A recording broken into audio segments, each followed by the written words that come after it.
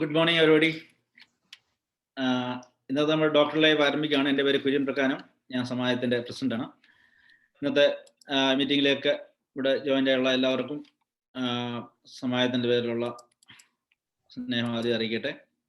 ഇന്ന് നമുക്ക് വളരെ പ്രധാനപ്പെട്ട ഒരു ദിവസമാണ്. നമ്മുടെ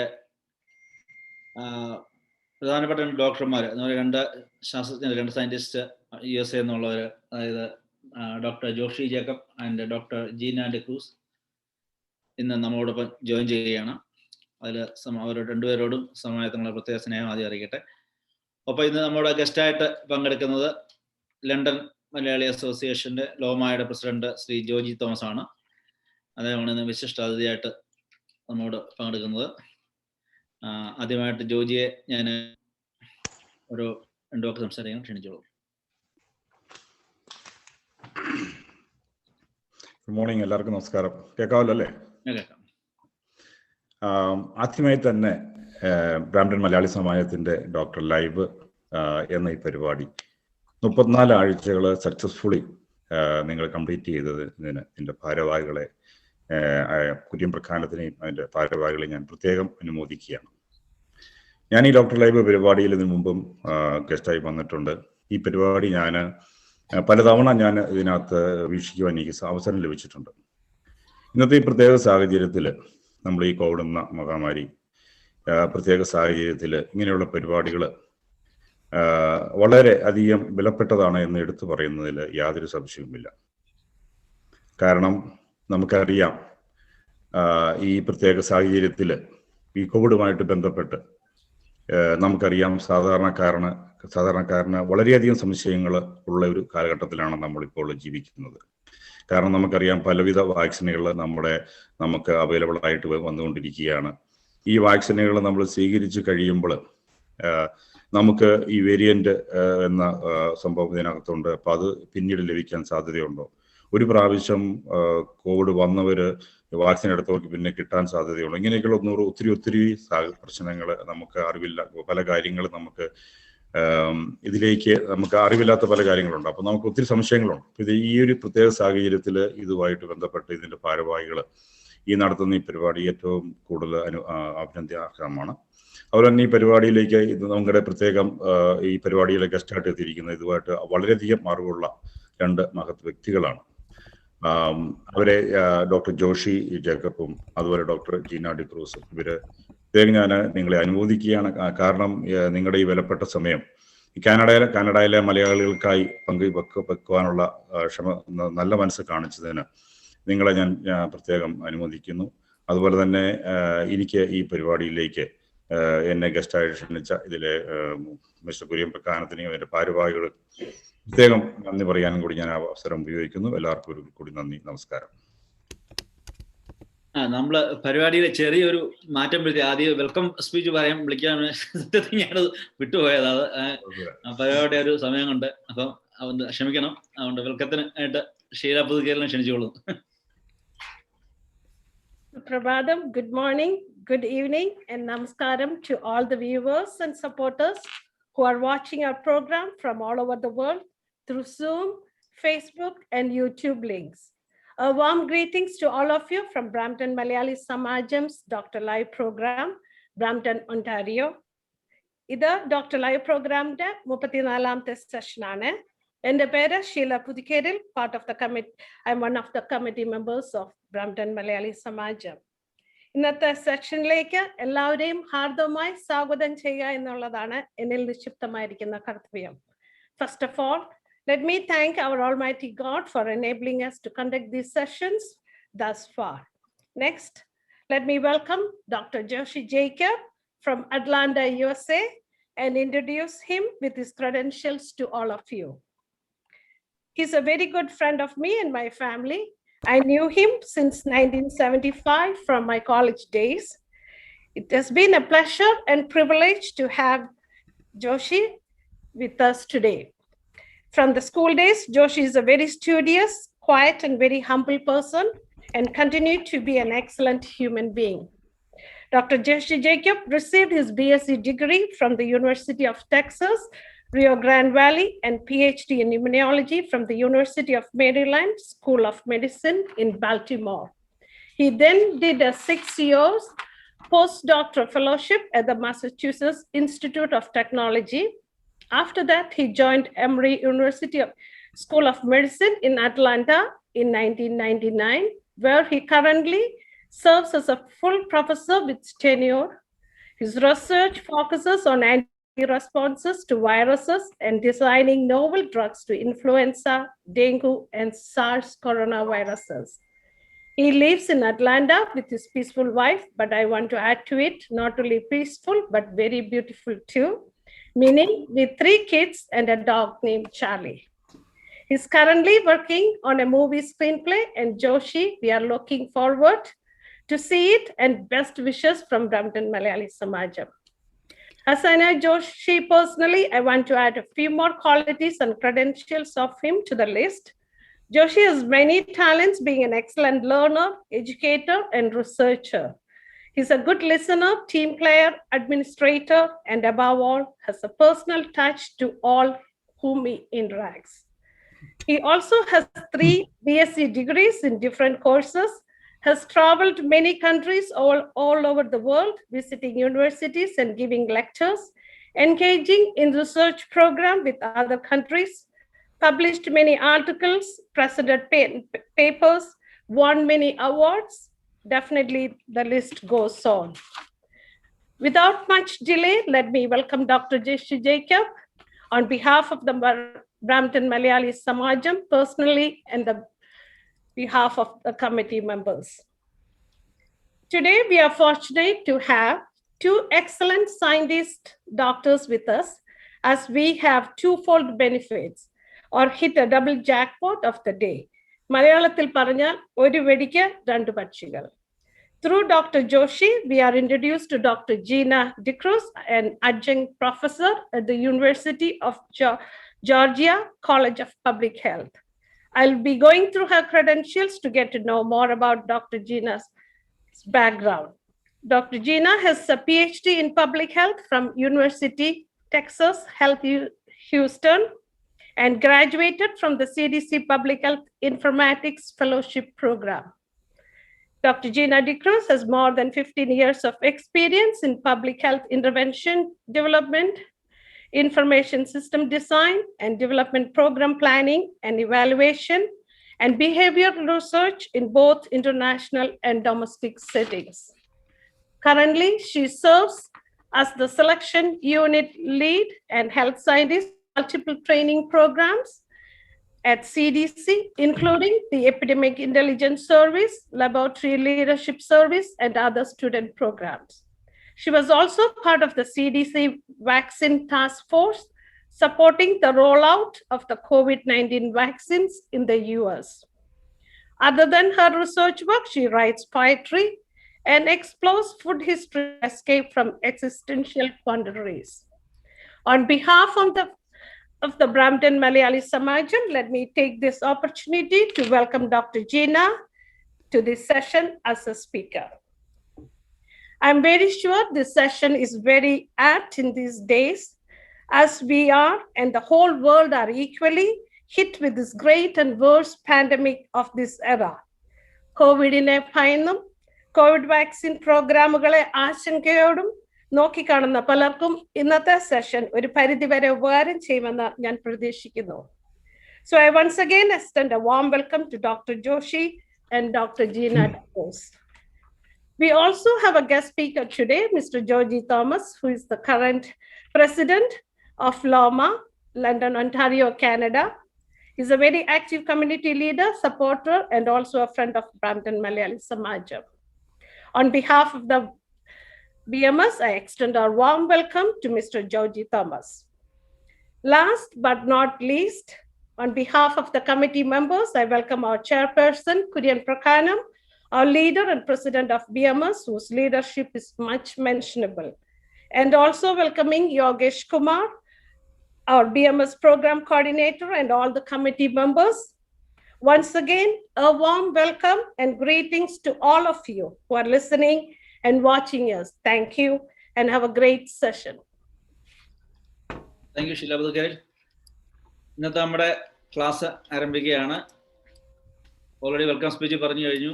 ഞങ്ങൾക്ക് കിട്ടിയ വളരെ അപൂർവമായ ഒരു ഭാഗ്യമാണ് ഡോക്ടർ ജോഷി ജേക്കബിനെയും ഡോക്ടർ ജീന ക്രൂസിനെയും ഇന്ന് നമ്മുടെ ക്ലാസ് എടുക്കാനായിട്ട് കിട്ടിയത്. നിങ്ങളെ ആദരപൂർവ്വം ഇന്നത്തെ ക്ലാസ് എടുക്കാനായിട്ട് ക്ഷണിച്ചുകൊള്ളുന്നു രണ്ടുപേരെയും.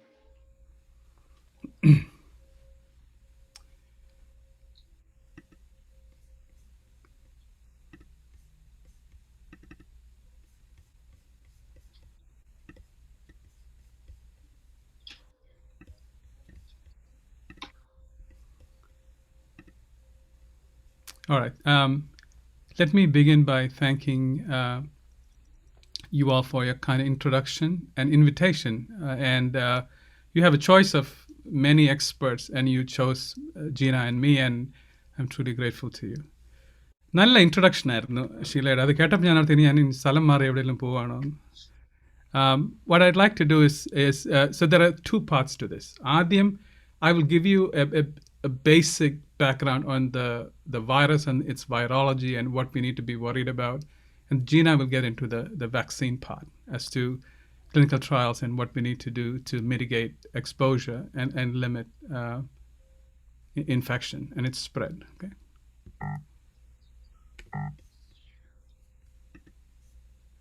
So,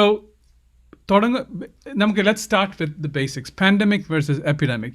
എപ്പിഡമിക് എന്ന് പറയുമ്പം ഒരു സ്പെസിഫിക് സ്ഥലത്ത് മാത്രം ഒതുങ്ങി നിൽക്കുന്ന ഒരു ഇൻഫെക്ഷനാണ്. ഒരു ഉദാഹരണത്തിന് നീപ്പ നമുക്കറിയാം, നമ്മൾ വൈറസ് സിനിമ കണ്ടു. അതിൽ നീപ്പ കേരളത്തിൽ വന്നു, അത് കേരളത്തിൽ മാത്രമായിട്ട് നിന്നു, and then it just went away.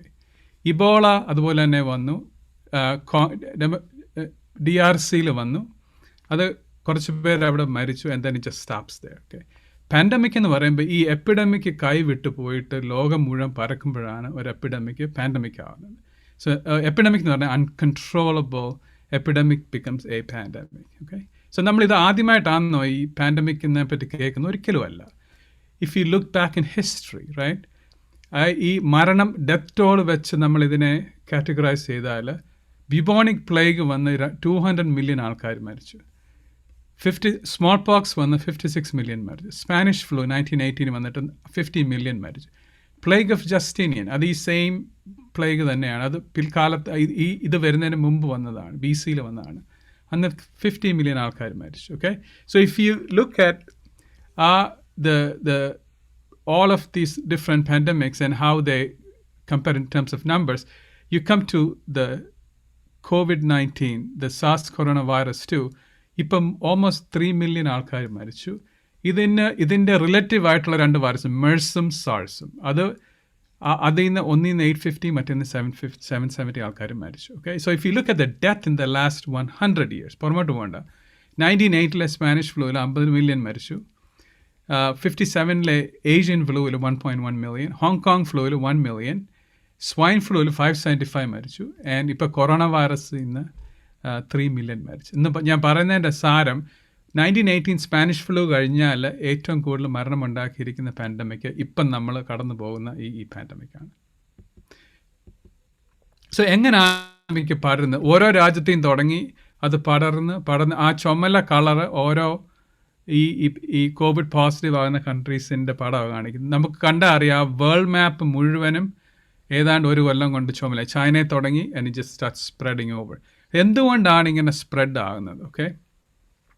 നമ്മൾ ഇന്നലത്തെ കണക്ക് നോക്കിയാൽ there are 134 million global cases and about 3 million global deaths.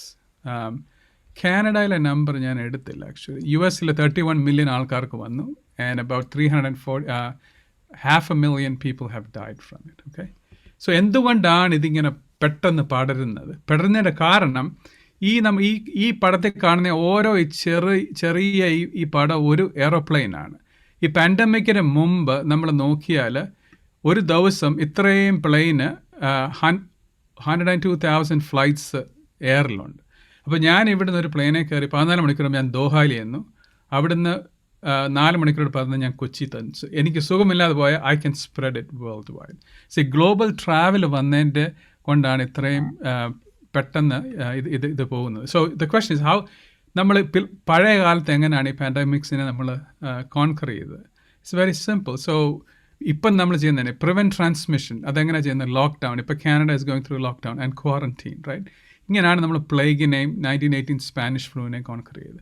പിന്നെ ഇതിൻ്റെ രണ്ടാമത്തെ സ്റ്റെപ്പാണ് ആൻറ്റൈവൈറൽ ഡ്രഗ്സ് ഡെവലപ്പ് ചെയ്യുക, ആൻറ്റിബയോട്ടിക്സ് ഡെവലപ്പ് ചെയ്യുക. ഈ ആൻറ്റിബയോട്ടിക്സ് വന്ന് പിന്നെ ആ യെർസീനിയ പെസ്റ്റിസ് എന്ന് പറയുന്ന ബാക്ടീരിയയെ നമ്മൾ ദൂരീകരിച്ചു. അങ്ങനെ നമുക്ക് പിന്നെ ബിബോണിക് പ്ലേഗ് ഇല്ലാതായി. സോ ആ ബാക്ടീരിയ ഇൻഫെക്ഷൻസിനെ ആൻറ്റിബയോട്ടിക്സ് വേണം, വൈറസിനെ പ്രിവെൻറ്റ് ചെയ്യാൻ നമുക്ക് ആൻറ്റിവൈറൽ ഡ്രഗ്സ് വേണം. പിന്നെ ഏറ്റവും ഇമ്പോർട്ടൻ്റ് ആയിട്ടുള്ളത് ആ സസെപ്റ്റബിൾ ആയിട്ടുള്ള പോപ്പുലേഷൻ എന്ന് പറയുന്നത് നിങ്ങളും ഞാനും. ഇത് നമ്മൾ ഒരിക്കലും കണ്ടിട്ടില്ലാത്ത വൈറസ് ആയതുകൊണ്ട് നമുക്ക് ആർക്കും പ്രൊട്ടക്ഷൻ ഇല്ല. അപ്പോൾ നമ്മൾ പ്രൊട്ടക്ട് ചെയ്യാൻ you have to take vaccines in it. Okay, ഈ if you go back in history 14th century പോയാൽ അന്ന് ഈ ബ്ലാക്ക് ഡെത്ത് എന്ന് പറയുന്നത് ബിബോണിക് പ്ലേഗ് ഭയങ്കര പ്രശ്നമായിരുന്നു. അപ്പോൾ ഈ കപ്പൽ ഈ വെനിസ് ആയിരുന്നു അന്ന് ഈ ലോകത്തിൻ്റെ സെൻറ്റർ, ഈ ട്രേഡിൻ്റെ സെൻറ്റർ. ഓക്കെ, അപ്പോൾ അവിടെ ഈ കപ്പലിൽ ഈ അരിയും സാധനങ്ങളെല്ലാം അവിടെ വരും. എന്നിട്ട് what they used to do is ആ കപ്പലയിൽ there are rats that have fleas that have this bacteria that causes the black plague. So അന്നേരം എന്ത് ചെയ്യുമെന്ന് ചോദിച്ചാൽ അവർ പറയും ആ കടലിൽ തന്നെ ആ കപ്പൽ കിടക്കണം 40 ദിവസം. ആ 40 ഡേയ്സിൻ്റെ പേരാണ് ക്വാറന്റീന ജിയോർണി എന്ന് പറഞ്ഞാൽ 40 days. ആ 40 എന്നുള്ളതാ 40 ക്വാറന്റീന. അതിൽ നിന്നാണ് ഈ ക്വാറന്റീൻ എന്നുള്ള വാക്ക് നിങ്ങൾ ഞാൻ ഉപയോഗിക്കുന്നത്. സോഷ്യൽ ഡിസ്റ്റൻസിങ് ക്വാറന്റീനും ഇന്നും ഇന്നലെയും തുടങ്ങുന്നില്ല. We use to have it since man has been around. We have realized that is the way to prevent transmission. Okay, so എന്തുകൊണ്ടാണ് ഇങ്ങനെ ഈ പാൻഡമിക്സ് ഉണ്ടാകുന്നത്? സാധാരണ ഈ വൈറസസും ബാക്ടീരിയ ഒക്കെ അതിൻ്റെ നാച്ചുറൽ ഹോസ്റ്റ് ഉണ്ട്. ആ നാച്ചുറൽ ഹോസ്റ്റിൽ അത് ഒരു പ്രശ്നം ഉണ്ടാകാതെ ജീവിച്ചുകൊണ്ടിരിക്കുക. അതിന് ഒരു പ്രത്യേകിച്ച് അസുഖങ്ങൾ ഉണ്ടാക്കുന്നില്ല. ഈ സ്പീഷീസിൽ നിന്ന് ചാടി മറ്റൊരു സ്പീഷീസിലോട്ട് വരുമ്പോഴാണ് ഇറ്റ് കോസസ് മാസീവ് ഡിസീസസ്. ആ പുതിയ സ്പീഷീസിലോട്ട് അഡാപ്റ്റ് ചെയ്യാൻ it has to go through mutations and with enough time it will become like harmless. പക്ഷേ ആ വരുന്ന സമയത്ത് it causes a lot of trouble. So എന്തുകൊണ്ടാണ് ഈ ഒരു ആനിമലിലുള്ള ഒരു വൈറസ് അല്ലെ ബാക്ടീരിയ മനുഷ്യനിലോട്ട് കയറുന്നതെന്ന് ചോദിച്ചാൽ അതിൻ്റെ കാരണങ്ങൾ 3 ഒന്ന് അർബനൈസേഷൻ, നമ്മൾ കാട് വെട്ടിത്തെളിച്ച് നമ്മൾ ഫ്ലാറ്റ് വെക്കും. ഒന്ന് 2 നമ്മൾ പ്രകൃതി മലിനീകരണം കാരണം ആ ഒരുപാട് ആനിമൽസ് എക്സ്റ്റിങ്ക്റ്റ് ആയിട്ട് ഈ എലിയെ തിന്നുന്ന പ്രഡേറ്ററിനെ നമ്മൾ കൊല്ലും. അപ്പോൾ പിന്നെ എലി അത് അൺറെസ്ട്രിക്റ്റഡ് ആയിട്ട് അത് വളരും. So it passes on all it's disease. പിന്നെ 3 നമ്മൾ കഴിക്കേണ്ടാത്ത കാര്യങ്ങൾ നമ്മൾ കഴിക്കാൻ പാടില്ല. സോ നമ്മളിപ്പം പൂച്ച തിന്നാൻ അങ്ങനെയൊക്കെ തുടങ്ങുമ്പോൾ you get into contact with things that make you sick. Okay, ഇനിയിപ്പോൾ COVID-19 കിടക്കാം. COVID-19 എന്ന് പറയുന്നത് ഒരു ഐസ്ബർഗ് പോലെ. ഐസ്ബർഗ് നിങ്ങൾക്ക് അറിയാം, ടൈറ്റാനിക് സിനിമ കണ്ടറിയാം. ആ മേളിൽ ഒരു ശകലമേ കാണത്തുള്ളൂ. പക്ഷേങ്കിൽ നോക്കിയാൽ ആ വെള്ളത്തിൻ്റെ അടിയിൽ you have 80% of it is under the water എന്ന് പറയുന്ന പോലെയാണ് ഈ COVID-19. അതായത് 80% ആൾക്കാർക്ക് ഒന്നിൽ ഒരു സിംറ്റവും ഇല്ല, അല്ലെങ്കിൽ വെരി മൈൽഡ് സിംറ്റം. നമ്മൾ അസുഖം ഉണ്ടെങ്കിൽ നമ്മൾ അറിയുന്നില്ല നമുക്ക് പ്രശ്നമുണ്ടെന്നുള്ള കാര്യം. 14% have severe symptoms, 6% get critically ill. ഈ നീപ്പായും ഇബോള ഒക്കെ വരുമ്പം 100% ആൾക്കാർ are severely sick and they down. അപ്പം നമുക്ക് അറിയാം ആർക്കാ അസുഖമെന്ന്. ഈ കോവിഡ് വരുമ്പോൾ നമുക്ക് അറിയത്തില്ല. ഈ കണ്ടാൽ ഒരു പ്രശ്നവുമില്ല, എന്നാൽ they are just transmitting this virus. That is the problem. So 80% of the iceberg is invisible എന്ന് പറയുന്ന പോലെ തന്നെ 80% of the COVID cases are invisible because they have no overt symptoms. So how do you control this? തുടങ്ങിയ കാലത്ത് നമ്മൾ കോൺവലസൻ plasma കൊടുക്കുമായിരുന്നു. ഇത് അസുഖം മാറി ഒരാളുടെ പ്ലാസ്മ എടുത്ത് നമ്മൾ ട്രാൻസ്ഫർ ചെയ്ത് ഒരാളെ സുഖപ്പെടുത്തും. അതിപ്പം നിർത്തിയിട്ട് ഇപ്പോൾ നമ്മൾ ഈ SARS corona virus specific monoclonal antibodies ഉണ്ട്, അത് നമ്മൾ കൊടുക്കും. ഇല്ലെങ്കിൽ നമ്മൾ വാക്സിൻ, ഇപ്പം ലോകം മുഴുവനും വാക്സിൻ ക്യാമ്പയിൻ തുടങ്ങി. പിന്നെ ആൻറ്റിവൈറൽ ഡ്രഗ്സ് പലതും it's about to come on the market. Okay, ഈ കാണുന്ന പടത്തിലെ മോന് സ്മോൾ പോക്സ് ആണ്. നമ്മൾ ഇന്ന് ഇതിനെപ്പറ്റി വറി ചെയ്യാറില്ല. കാരണം എന്താണെന്ന് ചോദിച്ചാൽ നമ്മൾ ഈ വാക്സിൻ ഇൻട്രൊഡ്യൂസ് ചെയ്തു. ഇതാണ് കേസ് 65 കേസിലോട് ഇതാണ്. ഓക്കെ, ആൻഡ് ഈ വാക്സിൻ തുടങ്ങിയതോടുകൂടി if you see it went completely away by 1980 it was completely eradicated. Okay, ഒരു എക്സാമ്പിൾ കാണിക്കുക. ഇത് ഡിഫ്തീരിയ, പോളിയോ, മീസൽസ്, ഇതിൻ്റെ ഒറ്റ കാര്യം നോക്കിയാൽ മതി. വാക്സിനേഷൻ തുടങ്ങി പിന്നെ ആ incidence completely almost it becomes it's non existent. മീസൽസും നമുക്കറിയാം, നമ്മുടെ മക്കൾക്കെല്ലാം നമ്മൾ കൊടുക്കുന്നത് വാക്സിൻ കൊടുത്തു കഴിഞ്ഞപ്പം ഇൻസിഡൻസ് ഇവിടെ നിന്ന് താഴെയായി. അതുപോലെ തന്നെ ഇതിൻ്റെ കോംപ്ലിക്കേഷൻ മീസൽസിൻ്റെ we won't need to get into that. Okay, so vaccine കൊടുത്താൽ you can actually control the incidence of new cases. Okay, സാധാരണ ഈ നാച്ചുറൽ ഇൻഫെക്ഷൻ കിട്ടുമ്പം you have life long immunity. നമുക്ക് 5-ാമത്തെ വയസ്സിൽ നമുക്ക് ചിക്കൻ പോക്സ് വന്നാൽ നമുക്ക് പ്രായമായാലും ചിക്കൻ പോക്സ് വരുമല്ലോ. It may re-emerge, but it's very highly controlled. And കാരണം the immune system remembers everything that it has seen before, right? ഈ ആനയുടെ കാര്യം പറയാം, അതൊന്നും മറക്കത്തില്ല. പിന്നെ 3-ാമത്തെ കാര്യം, ഈ ഇൻഫെക്ഷൻ കിട്ടിയില്ലെങ്കിൽ നമുക്ക് അവരെ വാക്സിനേറ്റ് ചെയ്ത് അവരെ പ്രൊട്ടക്റ്റ് ചെയ്യാം. ഓക്കെ, സോ എന്താണ് ഈ വാക്സിനേഷൻ? വാക്സിൻ എന്ന് പറയുമ്പം ആ വൈറസിൻ്റെ ഒരു ചെറിയ ഭാഗം നമ്മൾ എടുത്തിട്ട് നമ്മൾ അതിനെ നമ്മുടെ ഇമ്മ്യൂൺ സിസ്റ്റത്തിന് ഇൻട്രൊഡ്യൂസ് ചെയ്യുക. ആ ഫുൾ വൈറസ് അല്ല, അതിൻ്റെ ഒരു കാതലായ ഭാഗം എടുത്ത് you expose it to us and you learn to fight it and make antibodies and protect yourself. So ഈ സ്മോൾ പീസ് ഡെലിവറി ചെയ്യുന്നത് ഒന്ന് mRNA മെസ്സഞ്ചർ RNA ആയിട്ട് കൊടുക്കാം, അല്ലെങ്കിൽ അഡിനോ വൈറസിനകത്ത് പാക്കേജ് ചെയ്ത് കൊടുക്കാം, അല്ലെങ്കിൽ പ്രോട്ടീൻ ആയിട്ട് കൊടുക്കാം. അങ്ങനെ പല രീതിയിൽ കൊടുക്കാം. അതുകൊണ്ടാണ് നമ്മൾ പല വാക്സിൻസ് ഉള്ളത്. മൊഡേണ ഉണ്ട്, ഫൈസർ ഉണ്ട്, ഇച്ചിരി കൺഫ്യൂസിങ് ആണ്. J&J ഉണ്ട്, നോവോവാക്സ് ഉണ്ട്, നാട്ടിലെ കോവാക്സിൻ ഉണ്ട്. ഇത് എല്ലാം ചെയ്യുന്നത് ഇറ്റ്സ് ബേസിക്കലി സെയിം. ആ വൈറസിന് ചെറിയ ഭാഗം എടുത്ത് it's teaching our immune system to fight it. Okay, ഈ vaccine what it does is it trains the immune system to fight pathogens. Okay, train ചെയ്യുക. 3-ാമത്, ഇത് വാക്സിനേറ്റ് ചെയ്ത് കഴിഞ്ഞൊരു ട്രെയിനിങ് പീരീഡ് ഉണ്ട്. അത് കഴിയുമ്പോൾ it becomes ready for Kombat. First dose കഴിഞ്ഞ് നമ്മൾ 4 ആഴ്ച വെയിറ്റ് ചെയ്യും, സെക്കൻഡ് ഡോസ് കിട്ടും, പിന്നെ 2 ആഴ്ച കൊണ്ട് വെയിറ്റ് ചെയ്ത് കഴിയുമ്പോൾ നമ്മൾ ശരിയാവും. നമ്മൾ സാധാരണ പറയുന്ന ഒരു ഉദാഹരണം, ആൾക്കാർ വാക്സിനേറ്റ് ചെയ്തു, എനിക്ക് 3 ദിവസം കഴിഞ്ഞപ്പോൾ കോവിഡ് പിടിച്ചു. നമ്മൾ ഓർക്കേണ്ട കാര്യം, ഈ വാക്സിനേഷൻ പറയുമ്പോൾ നമ്മളിപ്പം നമ്മുടെ നാട്ടിലിപ്പോൾ ഒരാളെ പട്ടാളത്തിലെടുക്കുന്ന പോലെ, നമ്മൾ പട്ടാളത്തിലെടുത്തതിൻ്റെ പിറ്റേ ദിവസം ഒരു തോക്കും എടുത്ത് പുള്ളി അതിർത്തിയിലോട്ട് വിടുകയല്ല ചെയ്യുന്നത്. Because he is not trained. 6 മാസം ട്രെയിനിങ് കഴിഞ്ഞ് എന്താണെന്നൊക്കെ മനസ്സിലാക്കിയിട്ടാണ് ഡിപ്ലോയ് ചെയ്യുന്നത്. എന്ന് പറയുന്ന പോലെയാണ് ഈ വാക്സിനേഷനും. അതിൻ്റെ 2 ഡോസും അതിൻ്റെ സമയം കഴിയാതെ നമുക്ക് പ്രൊട്ടക്ഷൻ ആകുകയല്ല. ഒരു വാക്സിൻ എടുത്ത് 2 ആഴ്ച കഴിഞ്ഞ് അസുഖം വന്നത്, that's because you have not develop proper, you have not completed your training period. That's the reason why you get it. So what are the different types of vaccines? ഇത് ഇച്ചിരി confusion ഉള്ള കാര്യമാണ്. ആദ്യത്തേത് RNA വാക്സിൻ. ഫൈസറും മൊഡേണയും, ഇതാണ് അമേരിക്കയിൽ എനിക്ക് കിട്ടിയത് Moderna വാക്സിനാണ്. ഈ വാക്സിനാണ് ഇപ്പം പോപ്പുലറായിട്ട് ഓടുന്നത്. അതിൻ്റെ കാരണം ഇത് സ്കെയിലപ്പ് ചെയ്യാൻ വളരെ എളുപ്പമാണ്. ഞാനൊരു ഉദാഹരണം പറയാം. നമ്മളിപ്പം 3 പേർക്ക് വീട്ടിൽ ബിരിയാണി വെക്കുന്നതും ഒരു 500 പേർക്ക് വെക്കുന്നത് രണ്ട് അതിൻ്റെ സ്കെയിൽ വ്യത്യാസം എന്ന് പറയുന്ന പോലെ. അപ്പം ഈ RNA വാക്സിൻ ഈ സ്കെയിലപ്പ് ചെയ്യാൻ വളരെ easy. You can actually make easily go up on scale. Okay, 2-ാമത്തെ ടൈപ്പ് വാക്സിൻ വൈറൽ വെക്ടർ. ഇതിൻ്റെ അകത്ത് നമ്മുടെ ഈ കൊറോണ വൈറസിൻ്റെ ഒരു ഭാഗമാണ്, പക്ഷേ അത് കൊടുക്കുന്നത് നമ്മളൊരു വൈറൽ വെക്ടറിൻ്റെ അകത്ത്, ഒരു കോൾഡ് വൈറസിനകത്ത് പൊതിഞ്ഞാണ് അത് കൊടുക്കുന്നത്. ഇപ്പം J&J വാക്സിനും ആസ്ട്രസെനക്കയും ബാക്കി വേറെ പല വാക്സിൻസ്, റഷ്യൻ വാക്സിൻസ് എല്ലാം ഈ വൈറൽ വെക്ടർ വാക്സിൻസ്. പിന്നെ സബ് യൂണിറ്റ് വാക്സിൻസ് ഉണ്ട്, നോവോവാക്സ്. അത് it's about to get approved in the United States. പിന്നെ നാട്ടിൽ നോക്കിയാൽ വാക്സിൻസ് ഉണ്ട്, സൈനോഫാമും അതുപോലെ തന്നെ കോവാക്സിൻ എല്ലാം. Okay, so how does these mRNA vaccines work?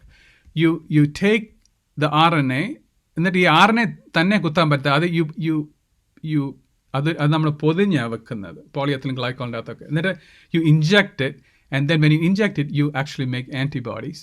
And these antibodies and T cells that are made will go and attack the virus when you actually get the true virus infection. എല്ലാ വാക്സിൻ്റെയും principle it's same. Okay, ഇത് vaccine ചെയ്ത് കഴിയുമ്പോൾ നമുക്ക് ഈ ഒരു card കിട്ടും, CDCയുടെ card. അതിൻ്റെ അകത്ത് എഴുതി നമുക്ക് എന്ന് ഷോട്ട് കിട്ടിയെന്ന് എഴുതും. And then you can use that for travel and so forth. Okay, so ഇനിയിപ്പം നമ്മൾ ഈ ആരും പറയാത്തൊരു കാര്യം, നിങ്ങളെ പേടിപ്പിക്കാൻ പറയില്ല, എന്നാൽ ഞാൻ പറയുന്നേ ഉള്ളൂ. ഈ COVID-19 മറ്റൊരു അസുഖം പോലെ അല്ല. നമ്മൾ സാറിന് വന്നിട്ട് പോട്ടെ, രക്ഷപ്പെട്ടിട്ട്, ചിക്കൻ പോക്സ് ചെറുപ്പത്തിൽ വന്നിട്ട് പോകുന്നത് നല്ലതാണ്. പക്ഷേ COVID-19 വന്നു പോകുന്നത് നല്ലതല്ല. കാരണം ഈ ACE2 റിസപ്റ്റർ, ഈ വൈറസ് നമ്മുടെ ശരീരത്തിൽ ഈ ഒരു സെൽ എൻ്റർ ചെയ്യണമെങ്കിൽ സ്പെസിഫിക് ആയിട്ട് ഒരു റിസപ്റ്റർ വേണം. നമ്മുടെ വീടിന് സാധാരണ 2 കഥ കാണും, മുമ്പിലും പുറകിലും. ആ കഥയിലൂടെ ഇത് കയറി വരാൻ പറ്റും. കഥ ഇല്ലെങ്കിൽ നമുക്ക് കയറാൻ പറ്റത്തില്ല. എന്ന് പറയുന്ന പോലെ ഈ ACE2 റിസപ്റ്റർ ഉള്ള സെല്ലിനകത്ത് മാത്രമേ ഈ വൈറസിന് കയറാൻ പറ്റത്തുള്ളൂ. നമ്മുടെ ഹോൾ ബോഡി നോക്കി 200 സെൽ ടൈപ്സ് ഉണ്ട്. അതിൽ 72 എണ്ണത്തിൻ്റെ അകത്ത് ACE2 റിസപ്റ്റർ ഉണ്ട്. 36% of the cell different cell type, heart, അങ്ങനെ പല സെൽ ടൈപ്സ് 36% സെൽ ടൈപ്സിലും ഈ ACE2 receptor. It's widely distributed. So which means that all of these can be a target for the virus to enter. Okay? എന്ന് പറയുമ്പം ഈ ഇത്രയും വൈസ്പ്രെഡ് ആയതുകൊണ്ട് ഈ COVID-19 ഈ വൈറസ് ലങ്ങിനകത്ത് ലിമിറ്റ് ചെയ്താൽ യു ഫൈൻ. അത് ഇച്ചിരൂടെ കൂടിയാൽ ഹാർട്ട് ഡിസീസ് ഉണ്ട്, ഡൈജസ്റ്റീവ് സിസ്റ്റം ഡിസീസ് ഉണ്ട്, യൂറിനറി കിഡ്നി പ്രോബ്ലംസ് ഉണ്ട്, you have septic shock, you have DIC, you have many other problems. There are psychological issues, brain fog, and you have neurological system problems.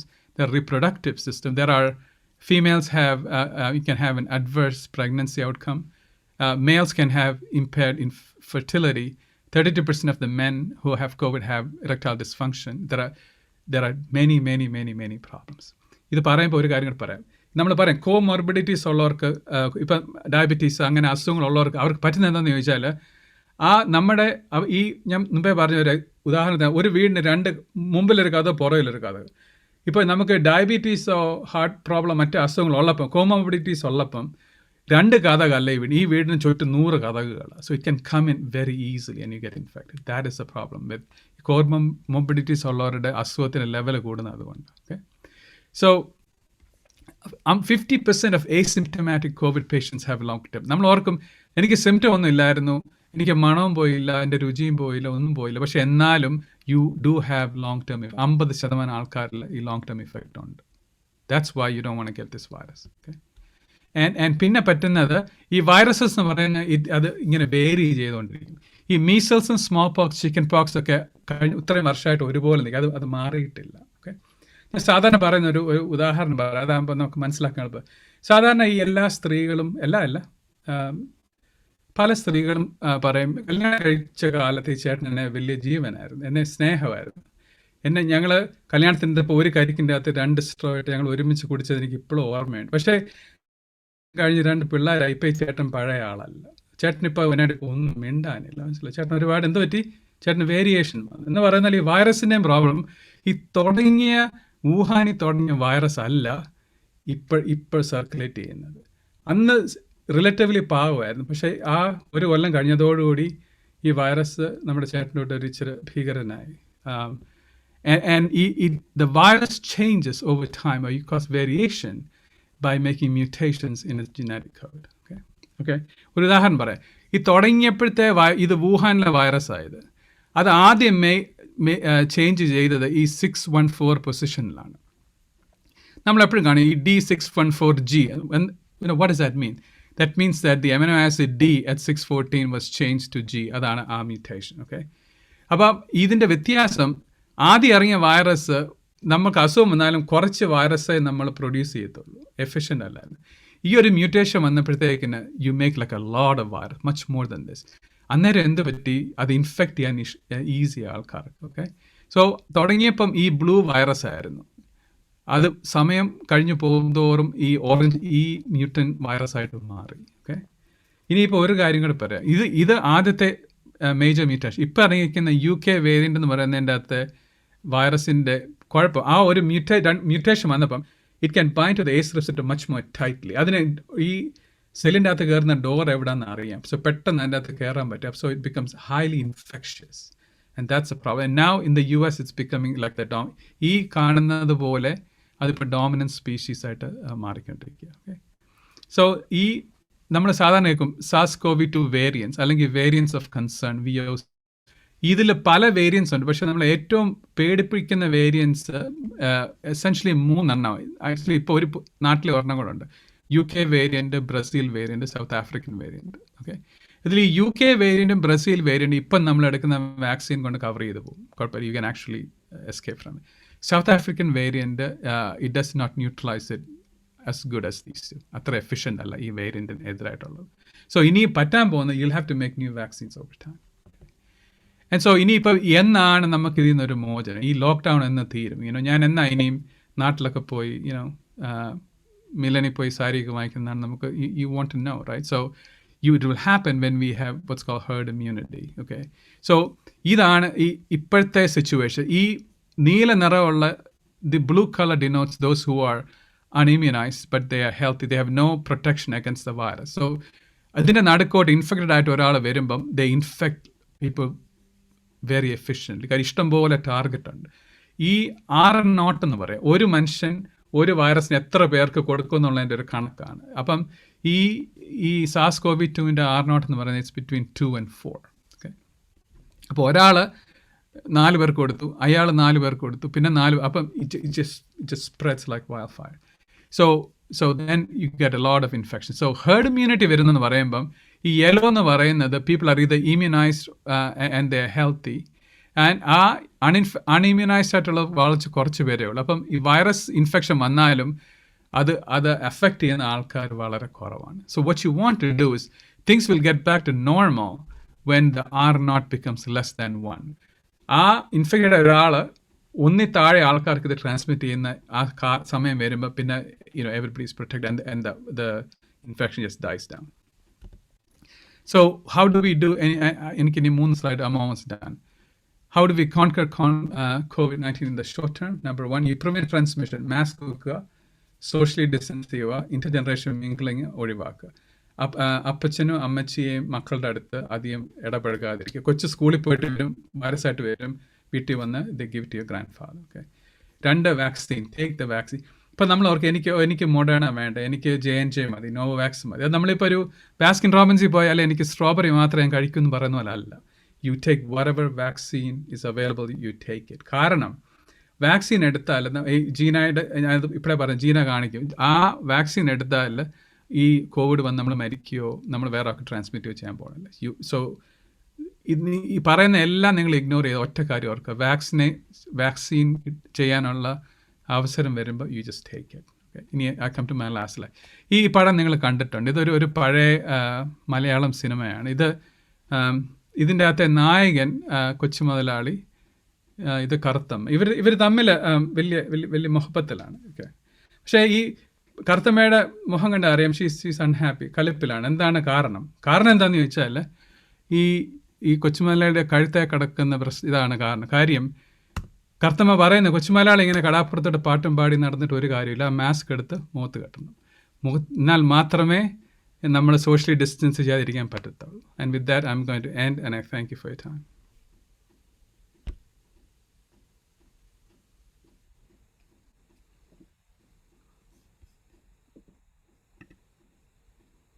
Thanks, Dr. Joshi.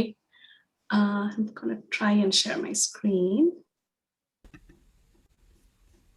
I have to stop screening, don't I? Yeah, okay.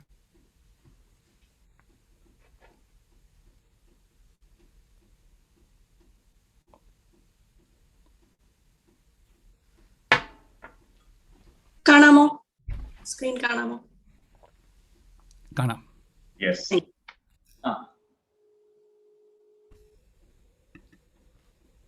All right. Good morning, everyone. Thank you again. It's a privilege and pleasure to be here. It's always a privilege to co-present with Dr. Joshi because I always learn something new every single time. Just a disclaimer on that. I'm not officially presenting on behalf of the CDC, even though CDC website CDC publish ചെയ്ത ഒരുപാട് കാര്യങ്ങൾ ഈ പ്രസന്റേഷനിലുണ്ട്, but I'm not presenting on behalf of the CDC. Just ഒന്ന് പറഞ്ഞിട്ട് I'm gonna follow up on what Dr. Joshi presented. Again, thank you so much. I'm always excited to present anything related to public health because I'm super passionate about it. അതും ഇത്രയും പ്രധാനപ്പെട്ട നമ്മുടെയൊക്കെ ജീവിതങ്ങളെ കഴിഞ്ഞ ഒരു വർഷക്കാലം അതിൽ കൂടുതലായിപ്പോ മാറ്റിമറിച്ച ഈ കോവിഡ് മഹാമാരിയെ കുറിച്ചും അതിനെ പ്രിവെന്റ് ചെയ്യാൻ എങ്ങനെ നമുക്ക് അതിനെ മിറ്റിഗേറ്റ് ചെയ്യാം, എങ്ങനെ നമുക്ക് വാക്സിനിലൂടെ അല്ലാതെയുള്ള മെഷേഴ്സിലൂടെ സുരക്ഷ ഉറപ്പ് വരുത്താം എന്നുള്ളതിനെ കുറിച്ച് കൂടുതൽ ഒരു ചിന്തയും ഡിസ്കഷനും ഈ ഒരു മീറ്റിംഗിലൂടെ ഉണ്ടാവുമെന്ന് പ്രതീക്ഷിക്കുന്നു. അപ്പോൾ ഞാൻ ഇന്ന് കവർ ചെയ്യാൻ പോകുന്നത് പ്രധാനമായിട്ടും എങ്ങനെയാണ് ക്ലിനിക്കൽ ട്രയൽസ് നടത്തുന്നത്, നമ്മുടെ മനസ്സിൽ ഒരുപാട് സംശയങ്ങൾ ഉണ്ടാവും. അതുപോലെ കോവിഡ് വാക്സിനെ കുറിച്ച് തന്നെ ഒരുപാട് മിത്സും ഒരുപാട് ക്വസ്റ്റ്യൻസ് ഉണ്ട് നമ്മുടെ മനസ്സിൽ. അപ്പൊ അതിനെ ഒന്ന് കവർ ചെയ്യുക എന്നുള്ളതാണ് ശ്രമിക്കാൻ പോകുന്നത്. അതിനുശേഷം നമുക്ക് ക്വസ്റ്റ്യൻ ആൻഡ് ആൻസർ റൗണ്ടിലോട്ട് പോകാം. അപ്പം ജസ്റ്റ് ഒരു 10-20 സ്ലൈഡേ ഉള്ളൂ. പെട്ടെന്ന് തന്നെ അതിൽ കൂടെ പോയിട്ട് നമുക്ക് ഡിസ്കഷൻ സെക്ഷനിലോട്ട് പോവാം. അപ്പോ ആദ്യമേ തന്നെ പറയാനുള്ളത്, നേരത്തെ ഡോക്ടർ ജോഷി പറഞ്ഞതുപോലെ നമുക്ക് ഇതിൽ നിന്ന് പുറത്തു വരാൻ ആകെ ഇപ്പോൾ ഉള്ള പ്രതീക്ഷ നമ്മൾ എത്രയും കൂടുതൽ പേര് വാക്സിനേറ്റ് ചെയ്യുന്നുവോ അത്രയും പെട്ടെന്ന് നമുക്ക് ഈ മഹാമാരിയിൽ നിന്ന് പുറത്തു വരാൻ സാധിക്കും. അപ്പോൾ നിങ്ങൾക്ക് വാക്സിൻ അവൈലബിൾ ആണെന്നുണ്ടെങ്കിൽ തീർച്ചയായും വാക്സിനേറ്റ് ചെയ്യുക. അതിനെക്കുറിച്ച് ഓർത്ത് പേടിക്കാതെ ഇരിക്കുക. Hopefully after this presentation you feel confident and safe enough to go get the vaccine if you having doubts about it. അപ്പം ആദ്യമേ നമുക്ക് ഈ വാക്സിൻ ഡെവലപ്മെന്റിന്റെ ഫേസസിനെ കുറിച്ചൊന്ന് ക്വിക്ലി നോക്കാം. അപ്പം പലർക്കും സംശയമുണ്ട്, എങ്ങനെയാണ് പെട്ടെന്ന് ഈ ഉണ്ടായത്, 1 വർഷത്തിനുള്ളിൽ പെട്ടെന്ന് എല്ലാം ചടുപടയെന്ന് വന്നു, അപ്പൊ ശരിക്കും ഇത് എഫക്റ്റീവ് ആണോ, ഇത് സേഫ് ആണോ എന്നൊക്കെ സാധാരണഗതിയിൽ ആർക്കും ഉണ്ടാകാവുന്ന ഒരു സംശയമാണ്. അപ്പൊ നമുക്ക് എങ്ങനെയാണ് ഒരു വാക്സിൻ ഡെവലപ്പ് ചെയ്യുന്നത്? ഇത് മിക്കവാറും എല്ലാ രാജ്യങ്ങളിലും ഒരേ പ്രോസസ്സാണ്. ഞാൻ കൂടുതലും ഫെമിലിയർ ആയിട്ടുള്ള US-ന്റെ പ്രോസസ്സാണ്. പക്ഷെ ഇപ്പോൾ ഞാൻ കാണിക്കാൻ പോകുന്നത് കാനഡയിൽ എന്താണ് വാക്സിൻ ഡെവലപ്മെന്റ് പ്രോസസ്സ് എന്നുള്ളതാണ്. അപ്പൊ അതിൽ ചെറിയ minor variations here and their കാണുമായിരിക്കും. പക്ഷെ ഓവറോൾ ഇതാണ് ഒരു clinical trial of A vaccine. This is what happens. അപ്പം ആദ്യം നടക്കുന്നത്, സയന്റിസ്റ്റ് ഒരു പൊട്ടൻഷ്യൽ വാക്സിൻ ഉണ്ടാക്കുന്നു. അത് ആനിമൽ ട്രയൽസിൽ നടത്തുന്നു. അപ്പൊ ഹ്യൂമൻസിൽ ട്രയൽ നടത്തുന്നതിന് മുമ്പ് തന്നെ ആനിമൽസിൽ ട്രയൽ ചെയ്തിട്ടാണ് അത് പ്രീ ക്ലിനിക്കൽ സ്റ്റേജ് എന്ന് പറയും. എന്നിട്ടേ നമ്മൾ ഹ്യൂമൻ ട്രയൽ നടത്തത്തുള്ളൂ. അതുവരെ ഒരുപാട് പ്രോസസ്സ് ഉണ്ട്. അപ്പൊ പല വാക്സിൻ സ്റ്റഡീസും ഈ ആനിമൽ ട്രയൽ സ്റ്റേജിൽ തന്നെ നിന്നു പോകുന്ന ഒരുപാട് സ്റ്റഡീസ് ഉണ്ട്. അത് ഒരു റീസണബിൾ എക്സ്പെക്ടേഷൻ പാസ് ആവുമ്പോഴാണ് നമ്മൾ ഹ്യൂമൻ ട്രയലിലോട്ട് പോകുന്നത്. അപ്പൊ phase 1 ഹ്യൂമൻ ട്രയലിൽ എന്താണ് നടക്കുന്നത് വെച്ചാൽ, ഒരു limited number of volunteers who would volunteer for the clinical trial അവരെ വെച്ചിട്ട് പ്രധാനമായും 3 ക്വസ്റ്റ്യൻസ് ആണ് അവർ ആ phase 1 ആൻസർ ചെയ്യാൻ ശ്രമിക്കുന്നത്. ഈ വാക്സിൻ സേഫ് ആണോ, മനുഷ്യർക്ക് കൊടുക്കുമ്പോൾ എന്തെങ്കിലും പ്രശ്നങ്ങൾ ഉണ്ടാകുന്നുണ്ടോ, അസുഖം വരുന്നതിനേക്കാൾ കൂടുതൽ വാക്സിൻ പ്രശ്നം ഉണ്ടാക്കുന്നുണ്ടെങ്കിൽ അപ്പോൾ തന്നെ ആ ട്രയൽ അവിടെ നിന്ന് പോകും. രണ്ടാമത്തത്, എന്താണ് സേഫ് ഡോസ്, എത്ര ആണ് ഈ വാക്സിന്റെ ഡോസ് കൊടുക്കേണ്ടത്. മൂന്നാമത്തത്, are there any side effects. അപ്പൊ ഈ സൈഡ് എഫക്ട്സ് എന്ന് പറയുമ്പോൾ പല രീതിയിലുണ്ട്. ജസ്റ്റ് നമ്മൾ ഫ്ലൂ ഷോട്ട് ഒക്കെ എടുക്കുന്നവർക്ക് അറിയാം, ചിലപ്പോൾ നമുക്ക് ആ ഒരു ദിവസം കുറച്ച് തളർച്ചയും തലവേദനയും ഒക്കെ ഉണ്ടാവും.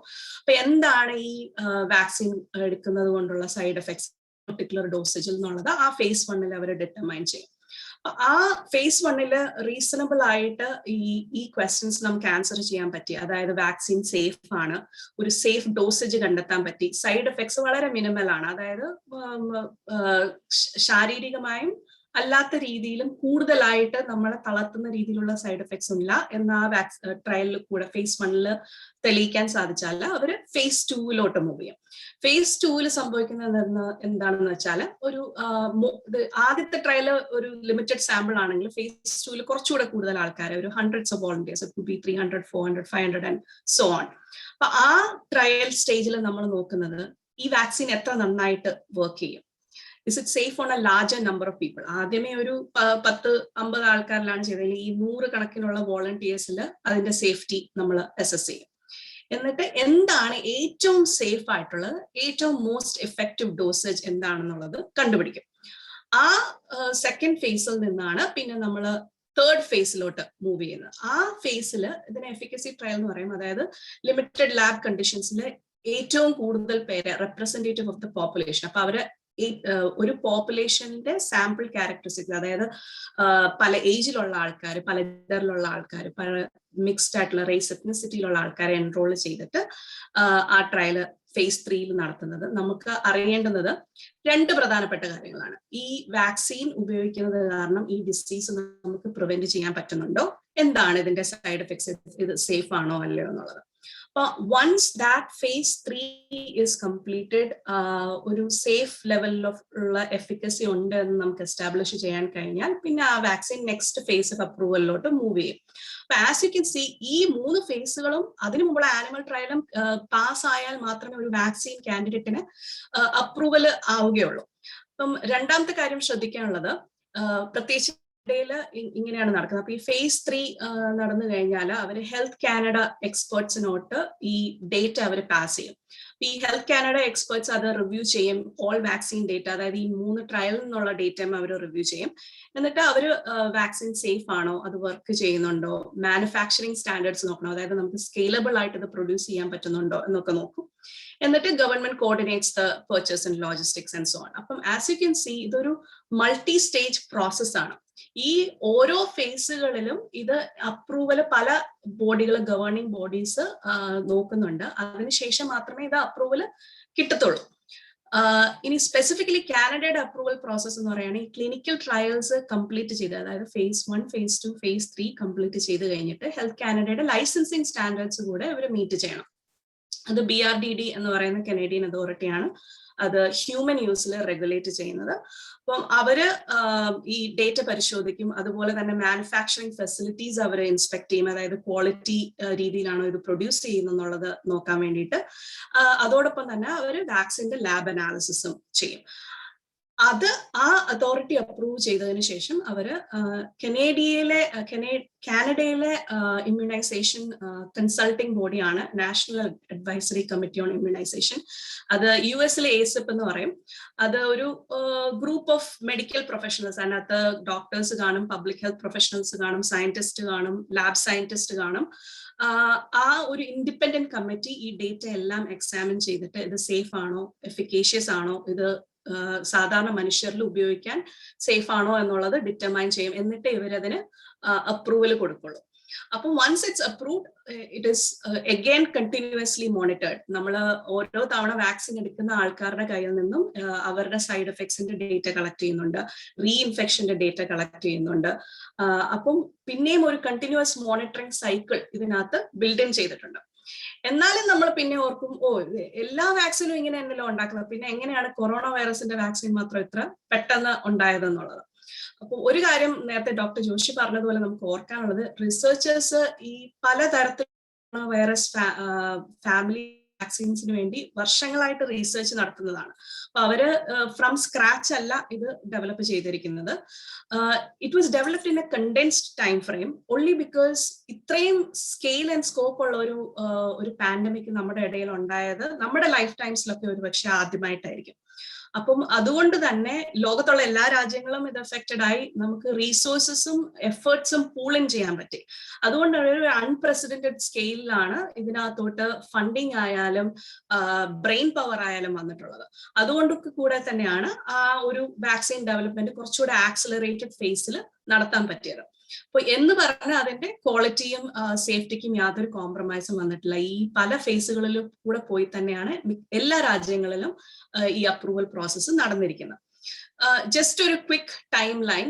ഇത് കുറച്ച് US ഫോക്കസ്ഡ് ആണ്, പക്ഷെ മിക്കവാറും എല്ലാ കൺട്രീസിലും ഈ ഒരു ടൈം ലൈൻ തന്നെയാണ് ഫോളോ ചെയ്തിരിക്കുന്നത്. നമ്മൾ December 1 കൂടിയാണ്, അതായത് 2019 December 1 കൂടിയാണ് ഒരു ഡോക്യുമെന്റഡ് COVID-19 ഇൽനെസ് നമ്മൾ ആദ്യമായിട്ട് കണ്ടത്. January 10 ആയതോടുകൂടി COVID-2 വൈറസ് സീക്വൻസിങ് നടന്നു. അപ്പം സീക്വൻസിങ് എന്ന് പറഞ്ഞാൽ നമുക്ക് അതിന്റെ കോഡ് മനസ്സിലായി കഴിഞ്ഞാൽ പിന്നെ അതിന്റെ സൊല്യൂഷൻ, അതായത് വാക്സിൻ ഉൽപ്പാദിപ്പിക്കുക എന്നുള്ളത് കുറച്ചുകൂടി എളുപ്പമുള്ള ഒരു കാര്യമാണ്. അപ്പം 15th ആയപ്പോഴത്തേക്കും US NIH mRNA vaccine Moderna collaboration ആയിട്ട് അവര് ഡിസൈൻ ചെയ്ത് കഴിഞ്ഞു. March 16 ആയപ്പോഴത്തേക്കും phase 1, phase 2 ട്രയൽ അവർ ആരംഭിച്ചു. അതുപോലെ തന്നെ ഫൈസർ അതേപോലെ phase 1, phase 2 ട്രയൽസ് ആരംഭിച്ചു, ഡേറ്റ പബ്ലിഷ് ചെയ്തു. October 2020 ആയപ്പോഴത്തേക്കും 3 ഫേസുകളിലെയും ട്രയൽസ് കംപ്ലീറ്റ് ചെയ്തു. അതായത് 74,000-ലധികം പാർട്ടിസിപ്പൻസ് ആ ട്രയൽസിൽ പാർട്ടിസിപ്പേറ്റ് ചെയ്തിട്ടുണ്ട്.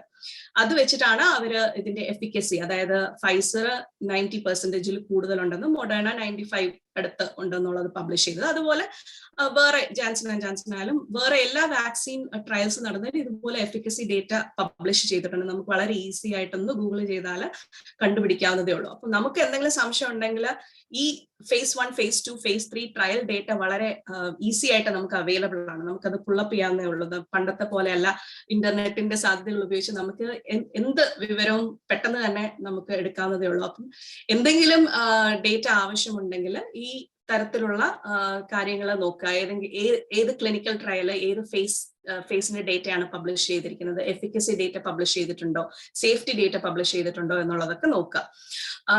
ഇനി ജസ്റ്റ് ഒരു ടൈം ലൈൻ പറയണ, December 11 ആയപ്പോഴത്തേക്കും അമേരിക്കയിൽ phase 1A vaccination health care പ്രൊഫഷണൽസിന് വേണ്ടി തുടങ്ങിയിരുന്നു. അപ്പൊ again I want to emphasize this vaccines were developed faster because of unprecedented levels of collaboration and funding invested in this effort around the world. So there was no compromise in the safety or the quality of the vaccines, but it's actually a miracle. കാരണം എനിക്കൊക്കെ ഭയങ്കര excitement ഉണ്ടാവുന്ന ഒരു കാര്യമാണ്, ഇത്രയും professionals പല ഫീൽഡിൽ നിന്നുള്ളവർ ഒരുമിച്ച് വന്ന് ഒരു പാൻഡമിക്കിനെതിരെ വർക്ക് ചെയ്യുക, വാക്സിൻ പെട്ടെന്ന് തന്നെ ഉണ്ടാകുക. It's nothing short of a miracle. So we have to be really grateful about the technology and the science behind it. ഇത് വളരെ കമ്പല്ലിംഗ് ആയിട്ടുള്ള ഒരു ടേബിൾ ആണ്. ഞാൻ try to explain. Vaccine trials of different vaccines ആണ് ഈ left കോളത്തിൽ കാണുന്നത്. അതിനകത്ത് ആ ട്രയൽ സ്റ്റേജിൽ എത്ര പേർക്ക് approximate number of people who received the vaccine, അതാണ് ഈ രണ്ടാമത്തെ കോളത്തിൽ കാണിക്കുന്നത്. ഈ ബാക്കി 3 കോളത്തിൽ കാണിക്കുന്നത് ഈ ട്രയൽ സ്റ്റേജിൽ വാക്സിൻ റിസീവ് ചെയ്തതിൽ എത്ര പേര് ഹോസ്പിറ്റലൈസ്ഡ് ആയിട്ടുണ്ട് കോവിഡ് കാരണം, എത്ര പേര് കോവിഡ് കാരണം മരിച്ചിട്ടുണ്ട്, എത്ര പേര് വാക്സിൻ കാരണം മരിച്ചിട്ടുണ്ട്. As you can see, for all of these vaccines listed, it's 0. അതായത് ട്രയൽ സ്റ്റേജിൽ പോലും വളരെ വളരെ സേഫ് ആയിട്ടുള്ള ഒരു വാക്സിൻ ആണിത്. ഈവൻ നൗ ലാർജർ പോപ്പുലേഷനിൽ ഡിസ്ട്രിബ്യൂട്ട് ചെയ്യുമ്പോൾ പോലും സൈഡ് എഫക്ട്സ് നമ്മൾ കേൾക്കുന്ന, വളരെ സീരിയസ് ആയിട്ടുള്ള സൈഡ് എഫക്ട്സ് നമ്മൾ കേൾക്കുന്നത് വളരെ വിരളമാണ്. അതും പ്രീ എക്സിസ്റ്റിംഗ് ആയിട്ട് ആ കണ്ടീഷൻസ് ഉള്ളവരിൽ ട്രീറ്റബിൾ ആയിട്ടുള്ള സൈഡ് എഫക്ട്സ് മാത്രമേ നമ്മൾ സോഫാർ കണ്ടിട്ടുള്ളൂ. പിന്നെ ഒരുപാട് ഡെത്തിനെ കുറിച്ചൊക്കെ നമുക്ക് വാട്സാപ്പ് സ്റ്റോറി ഒക്കെ വരുന്നത് കാണാം. ഞാനും ഒരുപാടെണ്ണം കണ്ടിട്ടുണ്ട്. പക്ഷെ നമ്മൾ അത് ആക്ച്വലി ഒന്ന് ചൂഴ്ന്നിറങ്ങി നോക്കുമ്പോൾ many of those reported cases നമുക്ക് അതിനെ വേറെ എന്തെങ്കിലും പ്രീ എക്സിസ്റ്റിംഗ് അല്ലെ വാക്സിൻ എടുത്ത് ഒരു 2 മാസമോ 3 മാസമോ കഴിഞ്ഞിട്ടൊക്കെ ആയിരിക്കും ഡെത്ത് ഉണ്ടാകുന്നത്. അത് ഒരു ഇതുമായിട്ടൊന്ന് കോറിലേറ്റ് ചെയ്യുന്നു. അങ്ങനെ അനാവശ്യമായിട്ടുള്ള കഥകൾ അതിനെ ചുറ്റിപ്പറ്റി ഉണ്ടാവുന്നു എന്നുള്ളതാണ് വാസ്തവം. ഇനി നമുക്ക് പലപ്പോഴും പല രാജ്യങ്ങളിലും ഒരു പ്രയോറിറ്റൈസേഷൻ നടക്കുന്നുണ്ട്. അപ്പൊ പലരും വിചാരിക്കും എന്താണ് ഇവർക്ക് ആദ്യം കൊടുക്കുന്നത്, എന്തുകൊണ്ട് എനിക്ക് കിട്ടുന്നില്ല. അപ്പം മിക്കവാറും ഒരുവിധപ്പെട്ട രാജ്യങ്ങളെല്ലാം ഈ പ്രയോറിറ്റൈസേഷൻ നടക്കുന്നുണ്ട്. നേരത്തെ ഞാൻ പറഞ്ഞതുപോലെ കാനഡയിലെ national advisory committee on immunization ആണ് ഈ കൺസൾട്ടിംഗ് ബോഡി അപ്പോൾ കിട്ടണം എന്നുള്ളത് തീരുമാനിക്കുന്നത്. അവരൊരു റെക്കമെൻഡേഷൻ വെക്കും, പക്ഷെ പ്രോവിൻസസ് അവരുടേതായ ഡിറ്റർമിനേഷൻ ആ ഡേറ്റ വെച്ചും ആ റെക്കമെൻഡേഷൻ വെച്ചും എടുക്കുന്നു. അപ്പം യൂഷ്വലി ദ കൺസിഡറേഷൻ ഇസ് ആർക്കാണ് ഈ അസുഖം വന്നാൽ പെട്ടെന്ന് മരിക്കാനോ കൂടുതൽ കോമോർബിഡ് കണ്ടീഷൻസ് കാരണം കോംപ്ലിക്കേഷൻസ് ഉണ്ടാവാനോ സാധ്യതയുള്ളത്, അതായത് ഹൈ റിസ്ക് പോപ്പുലേഷൻ ഗ്രൂപ്പ്. അത് പലപ്പോഴും ഈ കോൺഗ്രിഗേറ്റ് ലിവിംഗ് ഫെസിലിറ്റീസിൽ എൽഡേഴ്സ്, സീനിയർ ആയിട്ടുള്ള, പിന്നെ ഹെൽത്ത് കെയർ വർക്കേഴ്സ്, ഈ ഹോസ്പിറ്റൽസിൽ വർക്ക് ചെയ്യുന്ന ആൾക്കാർ, പിന്നെ ഇന്യൂട്ട് നേഷൻ അതായത് ഇൻഡിജിനസ് പോപ്പുലേഷനിലുള്ള ആൾക്കാർ, ക്രോണിക് കണ്ടീഷൻസ് ഉള്ള ആൾക്കാർ, greater than or equal to 80 years ഉള്ള ആൾക്കാർ, അങ്ങനെയുള്ളവരാണ് ഒരു ഹൈ റിസ്ക് പോപ്പുലേഷൻ ഗ്രൂപ്പ് എന്ന് പറയുന്നത്. അപ്പൊ അതിനെ ബേസ് ചെയ്തിട്ടാണ് കാനഡയിലാണെങ്കിലും phase 1, phase 2, phase 3 അവർ പ്രയോറിറ്റൈസേഷൻ നിശ്ചയിച്ചിരിക്കുന്നത്. അത് ഓരോ പ്രോവിൻസിന്റെയും വെബ്സൈറ്റിൽ എനിക്ക് തോന്നുന്നു വളരെ കൃത്യമായിട്ട് അവർ ഔട്ട്ലൈൻ ചെയ്തിട്ടുണ്ട്. എപ്പോഴാണ്, ഏത് സമയത്താണ്, ഏത് തരത്തിലുള്ള ഏജ് ഗ്രൂപ്പ്, ഏത് തരത്തിലുള്ള പ്രയോറിറ്റി ഗ്രൂപ്പിന് ഇത് എടുക്കാൻ സാധിക്കുന്നുള്ളത്. അപ്പം ഇത് ജനറലി നമ്മുടെ വാക്സിൻ സപ്ലൈയും ഡെലിവറിയും ടൈം ലൈനും അനുസരിച്ചിട്ടും ഒരു റിസ്ക് ഫാക്ടർ അനുസരിച്ചിട്ടുമാണ് ഈ പ്രയോറിറ്റൈസേഷൻ നടക്കുന്നത്. അപ്പൊ ഇപ്പോ നമ്മൾ നോക്കുവാണെങ്കിൽ കാനഡയുടെ timeline, immunization timeline എന്ന് പറയുന്നത് ഇതാണ്. 2020 ഡിസംബറിൽ അവര് 125K കനേഡിയൻസിനെ വാക്സിനേറ്റ് ചെയ്യാനായിരുന്നു പ്ലാൻ. ഈ സമയത്ത് നമ്മുടെ ജനുവരി മാർച്ച് സമയത്ത് 3 million, അതായത് 8% of the total Canadian population. ഒരു 2021 ജൂലൈ ഡിസംബർ ആവുമ്പോഴത്തേക്കും 100% എന്നാണ് അവരുടെ estimated plan. But what is happening right now, this is as of yesterday night, about close to 2% of the total population has received 2 doses. ഒരു 14% ഒരു dose എങ്കിലും കിട്ടിയിട്ടുള്ളവരുണ്ട്. അതായത് 15% of the total population ആണ് at least ഒരു dose എങ്കിലും കിട്ടിയിട്ടുള്ളത്. അപ്പം ഇതില് ഏറ്റവും ഇമ്പോർട്ടന്റ് ആയിട്ടുള്ളത് നോക്കാനുള്ളത് ഈ less than 2% of the population മാത്രമേ 2 ഡോസ്, അതായത് ഫുള്ളി വാക്സിനേറ്റഡ് ആയിട്ടുള്ളൂ. അപ്പൊ നേരത്തെ ഡോക്ടർ ജോഷി പറഞ്ഞ പോലെ നമ്മൾ ഹേർഡ് ഇമ്മ്യൂണിറ്റിയെ കുറിച്ച് പറയാം. അപ്പൊ ഹേർഡ് ഇമ്മ്യൂണിറ്റി ഈ വാക്സിൻ ഓരോ സ്ഥലത്തും അതിൻ്റെതായ ഫാക്ടേഴ്സ് അനുസരിച്ചാണ്. പക്ഷെ നമ്മൾ ഒരു R0 നേരത്തെ R0 നമ്പർ പറഞ്ഞതുപോലെ 2 to 4 ആണ് R0. അപ്പൊ അത് വെച്ചൊരു റഫ് എസ്റ്റിമേറ്റ് എടുക്കുവാണെങ്കിൽ നമുക്കൊരു 60 to 80% ആൾക്കാർ വാക്സിനേറ്റഡ് ആയാൽ മാത്രമേ നമുക്ക് ഹേർഡ് ഇമ്മ്യൂണിറ്റി കിട്ടത്തുള്ളൂ. അപ്പോൾ ഇപ്പോഴും നമ്മൾ less than 2% ഉള്ളൂ കാനഡയിലായിട്ടുള്ളൂ. നമ്മൾ കമ്പയർ ചെയ്യുവാണെങ്കിൽ Israel has gone way ahead. They are like almost 62% of their population is vaccinated. US is getting there like 34% ആയിട്ടുണ്ട്. അത് വെച്ച് നോക്കുമ്പോൾ Canada again 15 to 17% of the total population മാത്രമേ വാക്സിനേറ്റഡ് ആയിട്ടുള്ളൂ. അപ്പൊ നമ്മൾ ആ 60 to 80% of the population heard immunity കിട്ടണം എന്നുണ്ടെങ്കിൽ അതിന് ഇനിയും ഒരുപാട് പോകാനുണ്ട്. അപ്പൊ ഇപ്പോഴും നിങ്ങൾ വാക്സിൻ എടുക്കണോ വേണ്ടത്, എനിക്ക് നാട്ടിലൊക്കെ എൻ്റെ പേരൻസ് ആണെങ്കിലും റിലേറ്റീവ്സ് ആണെങ്കിലും ബാക്കിയുള്ളവരൊന്ന് എടുത്തു നോക്കട്ടെ എന്നിട്ട് എന്ത് സംഭവിക്കുമെന്ന് അറിയാം. അങ്ങനെ നമ്മൾ വെയിറ്റ് ചെയ്തിരുന്നാൽ എന്താ സംഭവിക്കുക എന്ന് വെച്ചാൽ ആ ഹേർഡ് ഇമ്മ്യൂണിറ്റി നമ്മൾ അച്ചീവ് ചെയ്യാൻ കുറച്ചുകൂടി താമസം എടുക്കും. അത് what that means is ഈ അസുഖം സ്പ്രെഡ് ചെയ്തുകൊണ്ടേയിരിക്കും, പിന്നെ ഈ വേരിയൻസ് ഇങ്ങനെ വന്നുകൊണ്ടേയിരിക്കും, നമുക്ക് അതിനെ കൺട്രോൾ ചെയ്യാനുള്ള കപ്പാസിറ്റി കുറഞ്ഞുകൊണ്ടേയിരിക്കും. അപ്പൊ എത്രയും പെട്ടെന്ന് നമുക്ക് നമ്മുടെ സാധാരണ ജീവിതത്തിലേക്ക് തിരിച്ചു പോകണം, നമ്മുടെ ജോബ്സ് ഇക്കോണമി ഒക്കെ നോക്കണം എന്നുണ്ടെങ്കിൽ it's very important that we make sure that everybody is fully vaccinated. അപ്പം ഇനി വാക്സിൻ എടുത്തു കഴിഞ്ഞിട്ട് എന്താണ് നമ്മൾ പ്രതീക്ഷിക്കാനുള്ളതെന്നുള്ളത് ജസ്റ്റ് ഒന്ന് ക്വിക്ലി പോവാം. വാക്സിൻ എടുക്കുന്നതിന് മുമ്പേ വാക്സിൻസിനെ കുറിച്ച് അറിയാം, അതാണ് നിങ്ങളിപ്പോൾ ചെയ്യുന്നത്. എത്രയും കൂടുതൽ അറിഞ്ഞിരിക്കാൻ പറ്റുമോ അത്രയും കൂടുതൽ അറിഞ്ഞിരിക്കുക. ഏത് COVID-19 വാക്സിനേഷൻ ആണ് റെക്കമെൻഡഡ്, ഇപ്പം ഓരോ പ്രോവിൻസിലും അവൈലബിലിറ്റി അനുസരിച്ചിട്ട് എനിക്ക് തോന്നുന്നു ദർ ആർ ഡിഫറൻസസ്. അപ്പൊ അതിനെക്കുറിച്ച് വായിക്കുക. ഡ്യൂറിങ് ദ വാക്സിനേഷൻ പ്രോസസ് നമ്മുടെ പ്രൊവൈഡർ തന്നെ നമ്മളോട് അതിനെക്കുറിച്ച് കൂടുതൽ ഇൻഫർമേഷൻ തരും. US-ൽ there is a vaccination record card. I don't know what is the document that's given in Canada, but there would be some documentation that would help you identify that you're vaccinated. അപ്പൊ ഇനി ഫ്യൂച്ചറിലൊക്കെ എനിക്ക് തോന്നുന്നു അതൊരു passport പോലെ നമ്മൾ കൊണ്ട് നടക്കേണ്ടി വരുന്ന ഒരു കാർഡായി മാറും മിക്കവാറും ഈ വാക്സിനേഷൻ കാർഡ്. കാരണം ക്വാറന്റൈൻ ആണെങ്കിലും എവിടെയെങ്കിലും ട്രാവൽ ചെയ്യുമ്പോൾ നമ്മൾ വാക്സിനേറ്റഡ് ആണെന്നുള്ള പ്രൂഫിനൊക്കെ നമുക്ക് അത് കാണിക്കേണ്ടി വരും. So that would be an important documentation to carry. ഇനി വാക്സിൻ എടുത്തു കഴിഞ്ഞ് തീർച്ചയായും കുറച്ച് സൈഡ് എഫക്ട്സ് ഉണ്ടാവും. അതിന് അർത്ഥം ആക്ച്വലി വാക്സിൻ വർക്ക് ചെയ്യുന്നു എന്നുള്ളതാണ്. അപ്പം please expect that. Don't get scared because of the side effects, and continue to do all the measures. അതായത് മാസ്ക് ചെയ്യുക, ഫിസിക്കലി ഡിസ്റ്റൻസ് കീപ്പ് ചെയ്യുക, ഹാൻഡ് വാഷിംഗ് ചെയ്യുക, ഇതെല്ലാം തന്നെ നമ്മളെ പ്രൊട്ടക്ട് ചെയ്യാനുള്ള മെഷേഴ്സ് ആണ്. So we have to continue doing that. ഇനി US-ൽ we also enroll in something called V safe, അതായത് നമ്മൾ സൈഡ് എഫക്ട്സ് റിപ്പോർട്ട് ചെയ്യാനുള്ള ഒരു മൊബൈൽ ആപ്പാണ്. അതുപോലെ കാനഡയിൽ എനിക്ക് തോന്നുന്നു COVID-19 വാക്സിൻ മൊബൈൽ ആപ്പ് എന്നോ മറ്റോ എന്തോ ഒരു ആപ്പ് ഉണ്ട്.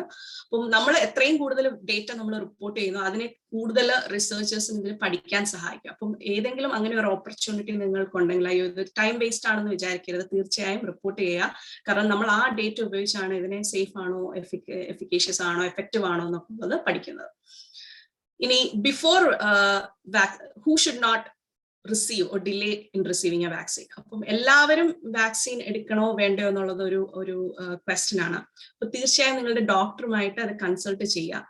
Severe allergic reaction after a previous dose of this vaccine or any ingredient of this vaccine, you have to talk to your doctor about it.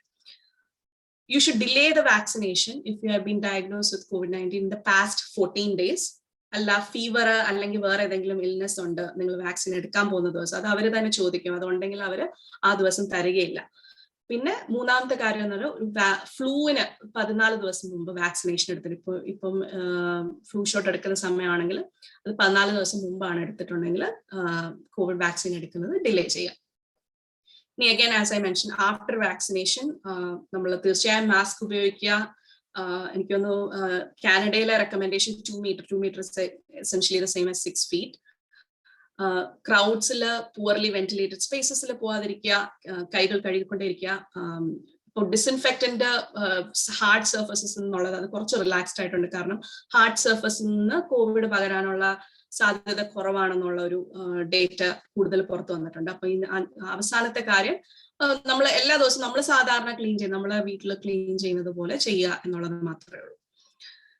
ഇനി എന്താണ് സാധാരണഗതിയിൽ നമ്മൾ വാക്സിൻ എടുത്താലുള്ള സൈഡ് എഫക്ട്സ്?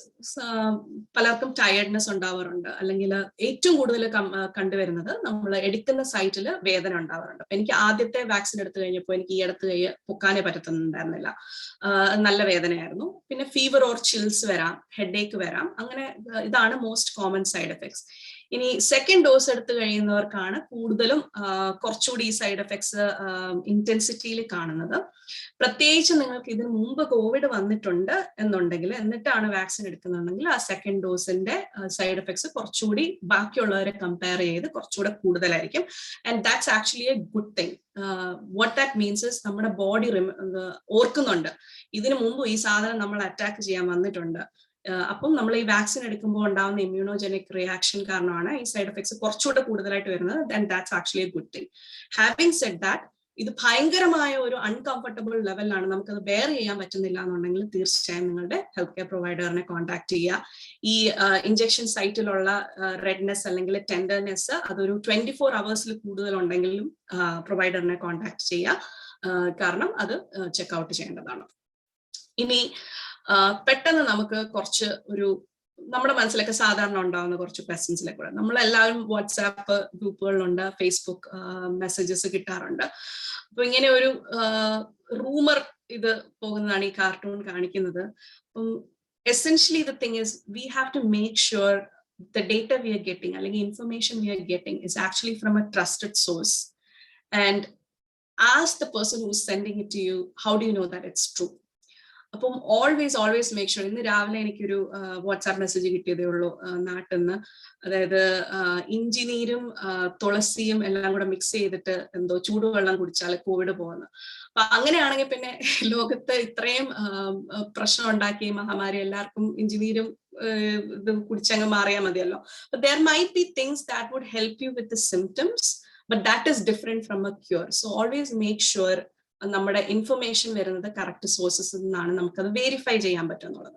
അപ്പൊ ജസ്റ്റ് ക്വിക്ലി പെട്ടെന്ന് നമ്മുടെ മനസ്സിൽ വരുന്ന കുറച്ച് ക്വസ്റ്റ്യൻസിൽ കൂടെ ഓൾറെഡി ഡോക്ടർ ജോഷി കുറച്ച് കവർ ചെയ്തിട്ടുണ്ട്. അതിൽ കൂടെ നമുക്കൊന്ന് പെട്ടെന്ന് പോയിട്ട് ഡിസ്കഷനിലോട്ട് പോവാം. അപ്പം ആദ്യത്തെ ഇത് ഒരു മിത്താണ് ഇപ്പോൾ, COVID-19 വാക്സിൻ എടുക്കുന്നതിൽ കൂടെ നിങ്ങൾക്ക് COVID-19 കിട്ടും എന്നുള്ളത്. പക്ഷെ അത് നേരത്തെ ഡോക്ടർ ജോഷി എങ്ങനെയാണ് വാക്സിൻ വർക്ക് ചെയ്യുന്നത് വളരെ കൃത്യമായിട്ട് വിശദീകരിച്ചു തന്നു. അപ്പൊ ഞാൻ ഇതിൽ കൂടുതൽ ഡീറ്റെയിലോട്ട് പോകുന്നില്ല. പക്ഷെ ഒരു വാക്സിൻ എടുക്കുന്നതിൽ കൂടെ നമുക്ക് കോവിഡ് കിട്ടില്ല. That is actually a myth. We are not, vaccines are just imitating what happens in the body when you get COVID, so that your immunogenic reaction is triggered. അപ്പം അതിനെക്കുറിച്ച് നമ്മൾ വറി ചെയ്യേണ്ട ആവശ്യമില്ല.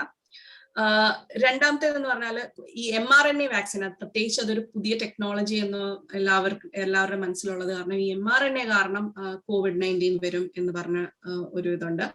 പക്ഷേ none of the COVID-19 vaccines in use or development under this technology uses live virus that causes COVID-19. People can experience normal side effects, as I mentioned earlier.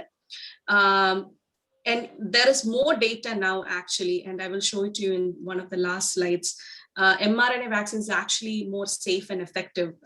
ഒരുപാട് 4000-ലധികം health care പ്രൊഫഷണൽസിൽ എടുത്തതിൽ അവരെ transmissibility, അതായത് അവര് വേറൊരാൾക്ക് അവർക്ക് COVID-19 കിട്ടുന്നതോ അവർ വേറൊരാൾക്ക് COVID-19 കൊടുക്കുന്നതോ വളരെ വളരെ rare സർക്കംസ്റ്റൻസസിലാണ് എന്നുള്ള ഡേറ്റ നമുക്ക് കിട്ടുന്നുണ്ട്. അതുകൊണ്ട് തന്നെ mRNA വാക്സിനിൽ കൂടെ കോവിഡ് കിട്ടുമെന്നുള്ള ഭയം ഉണ്ടാവണ്ട. ഇനി അലർജി ഉള്ള ആൾക്കാർ ഇത് എടുക്കുന്നത് ശരിയാണോ, സേഫ് ആണോ എന്നുള്ളത് അത് really depends on the type of allergies. നമ്മുടെ കോമൺ അലർജീസ്, അതായത് ഈ food allergy, pet allergy, egg allergy, അങ്ങനെയൊക്കെ ഉള്ള ഇതാണെങ്കിൽ അതിനെക്കുറിച്ച് വറി ചെയ്യേണ്ട ആവശ്യമില്ല. പക്ഷെ there are some genuine like GBS syndrome ഉള്ള ആൾക്കാർ, അല്ലെങ്കിൽ ഈ വാക്സിനകത്തുള്ള ഇൻഗ്രീഡിയന്റിനോട് അലർജി ഉള്ള ആൾക്കാർ, അങ്ങനെയുള്ളവർ തീർച്ചയായും നിങ്ങളുടെ മെഡിക്കൽ പ്രൊവൈഡറുമായിട്ട് ഡിസ്കസ് ചെയ്ത് തീരുമാനിക്കുക സേഫ് ആണോ അല്ലയോ എന്നുള്ളത്. അല്ലാതെ സാധാരണഗതിയിൽ നമുക്ക് വരുന്ന ഡസ്റ്റ് അലർജി അങ്ങനെയുള്ള അലർജിക് സംഭവങ്ങൾ കൊണ്ട് ഈ കോവിഡ് വാക്സിൻ എടുക്കുന്നതിന് യാതൊരു തടസ്സവുമില്ല. ഇനി COVID-19 വാക്സിൻ എടുത്തു കഴിഞ്ഞാൽ ഞാൻ ഒരു വൈറൽ ടെസ്റ്റ് എടുക്കുമ്പോൾ അത് പോസിറ്റീവ് ആയിട്ട് വരുമോ എന്നുള്ള ഒരു ക്വസ്റ്റ്യൻ വരാറുണ്ട്.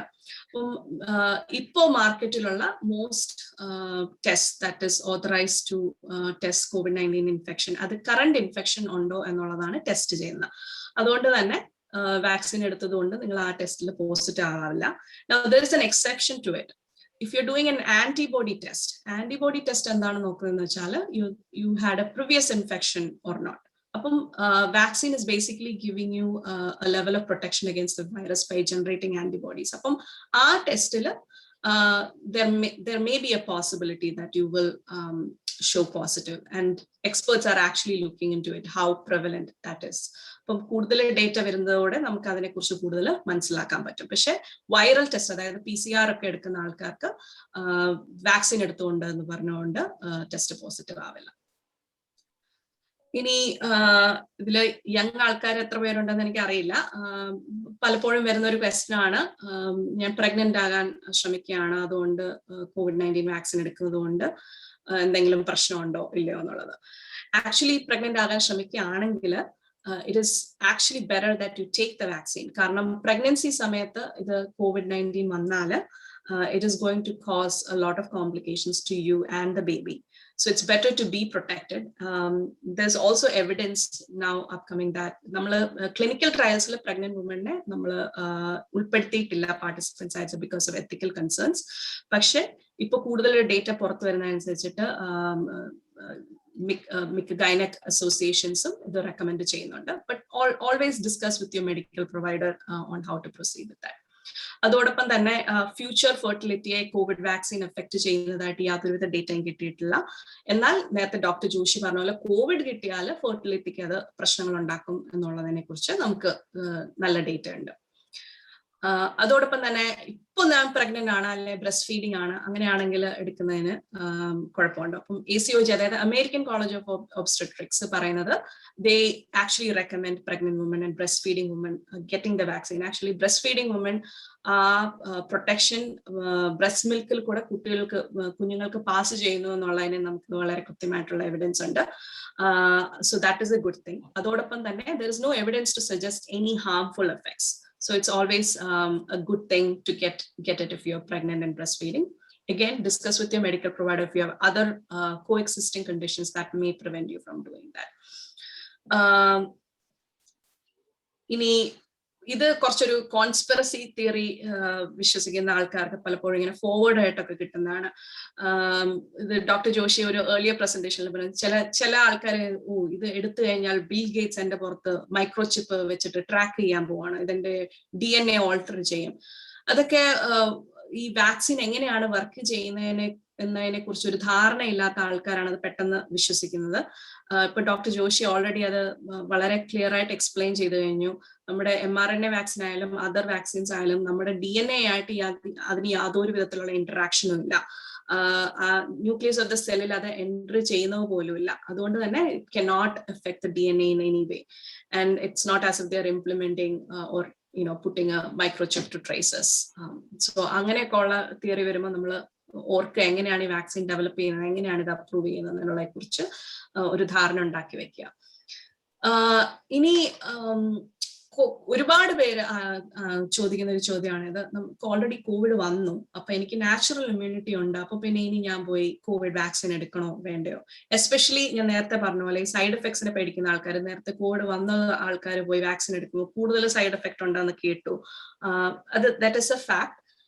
പക്ഷെ അതുകൊണ്ട് ഞാൻ ഇനി എടുക്കുന്നില്ല, എനിക്ക് വേണ്ട എന്ന് പറഞ്ഞ് മാറ്റിവെക്കുന്നവരുണ്ട്. So the one thing to remember is we're still learning about this disease. നേരത്തെ ഡോക്ടർ ജോഷി പറഞ്ഞ പോലെ ഈ വൈറസ് ബാക്കിയുള്ള വൈറസുകളെ പോലെ അല്ല, നമ്മൾ ഇപ്പോഴും അതിന്റെ വേരിയൻസിനെ കുറിച്ച് പഠിച്ചുകൊണ്ടിരിക്കുന്നേ ഉള്ളൂ, അതുകൊണ്ടുണ്ടാകുന്ന ലോങ് ടേം എഫക്ട്സിനെ കുറിച്ച് പഠിച്ചുകൊണ്ടിരിക്കുന്നേ ഉള്ളൂ. We still don't know how long, അതായത് ഒരു ധാരണയുണ്ട് നമുക്കൊരു 6 to 8 months പ്രൊട്ടക്ഷൻ ഈ വാക്സിനേഷൻ എടുക്കുന്നത് കൊണ്ട് ഉണ്ടാവും എന്നുള്ളതിനെ കുറിച്ച് നമുക്ക് ഇപ്പോൾ ഉള്ള എവിഡൻസ് വെച്ചിട്ട് അറിയാം. പക്ഷേ we will have to take it very similar to the flu shots we take every single year. അതുകൊണ്ട് ഈ പ്രൊട്ടക്ഷൻ എത്ര നാള് ലാസ്റ്റ് ചെയ്യും എന്നുള്ളതിനെ കുറിച്ച് അതും എന്തുമാത്രം എഫക്ട്സ് നമുക്ക് റീഇൻഫെക്ഷൻ ഉണ്ടായാലുണ്ടാവുന്നതിനെ കുറിച്ച് നമ്മൾ പഠിച്ചുകൊണ്ടേയിരിക്കുന്നതേ ഉള്ളൂ. അതുകൊണ്ട് തന്നെ ഇത് വരാതിരിക്കുന്നതാണ് നമുക്ക് ഏറ്റവും നല്ലത്. നമ്മൾ വാക്സിൻ എടുക്കുമ്പോൾ എന്താണ് സംഭവിക്കുന്നതെന്ന് വെച്ചാൽ നമുക്ക് ഒരുപക്ഷെ കോവിഡ് പിന്നെ വന്നേക്കാം, there are cases of reinfection. പക്ഷേ വാക്സിൻ എടുക്കാതെ കോവിഡ് വന്നാലും വാക്സിൻ എടുത്തതിന് ശേഷം കോവിഡ് വന്നാലും വളരെയധികം വ്യത്യാസമുണ്ട്. അതായത് ആദ്യത്തെ കേസിൽ ചിലപ്പോൾ നമുക്ക് ഒരുപാട് കോംപ്ലിക്കേഷൻസ് ഉണ്ടായി നമുക്ക് ഡെത്ത് വരെ ഉണ്ടാകാൻ സാധ്യതയുണ്ട്. പക്ഷെ വാക്സിൻ എടുത്തതിന് ശേഷം ഉണ്ടാകുന്ന റീഇൻഫെക്ഷൻസ് അതിന്റെ റേറ്റ് കുറവാണ്, അതിന്റെ ഇന്റൻസിറ്റി കുറവാണ്, നമ്മൾ കാരണം വേറൊരാൾക്ക് അസുഖം വരാനുള്ള ചാൻസസ് കുറവാണ്. അതുകൊണ്ട് തന്നെ ഇതിനു മുമ്പ് നമുക്ക് കോവിഡ് വന്നിട്ടുള്ള ആൾക്കാരാണെങ്കിലും തീർച്ചയായും വാക്സിൻ നിങ്ങൾക്ക് അവൈലബിൾ ആണെങ്കിൽ തീർച്ചയായും അത് എടുക്കുക. നിങ്ങളെ മാത്രമല്ല പ്രൊട്ടക്ട് ചെയ്യുന്നത്, നിങ്ങളുടെ കൂടെയുള്ള നിങ്ങളുടെ കമ്മ്യൂണിറ്റീനെ കൂടെയാണ് പ്രൊട്ടക്ട് ചെയ്യുന്നത്.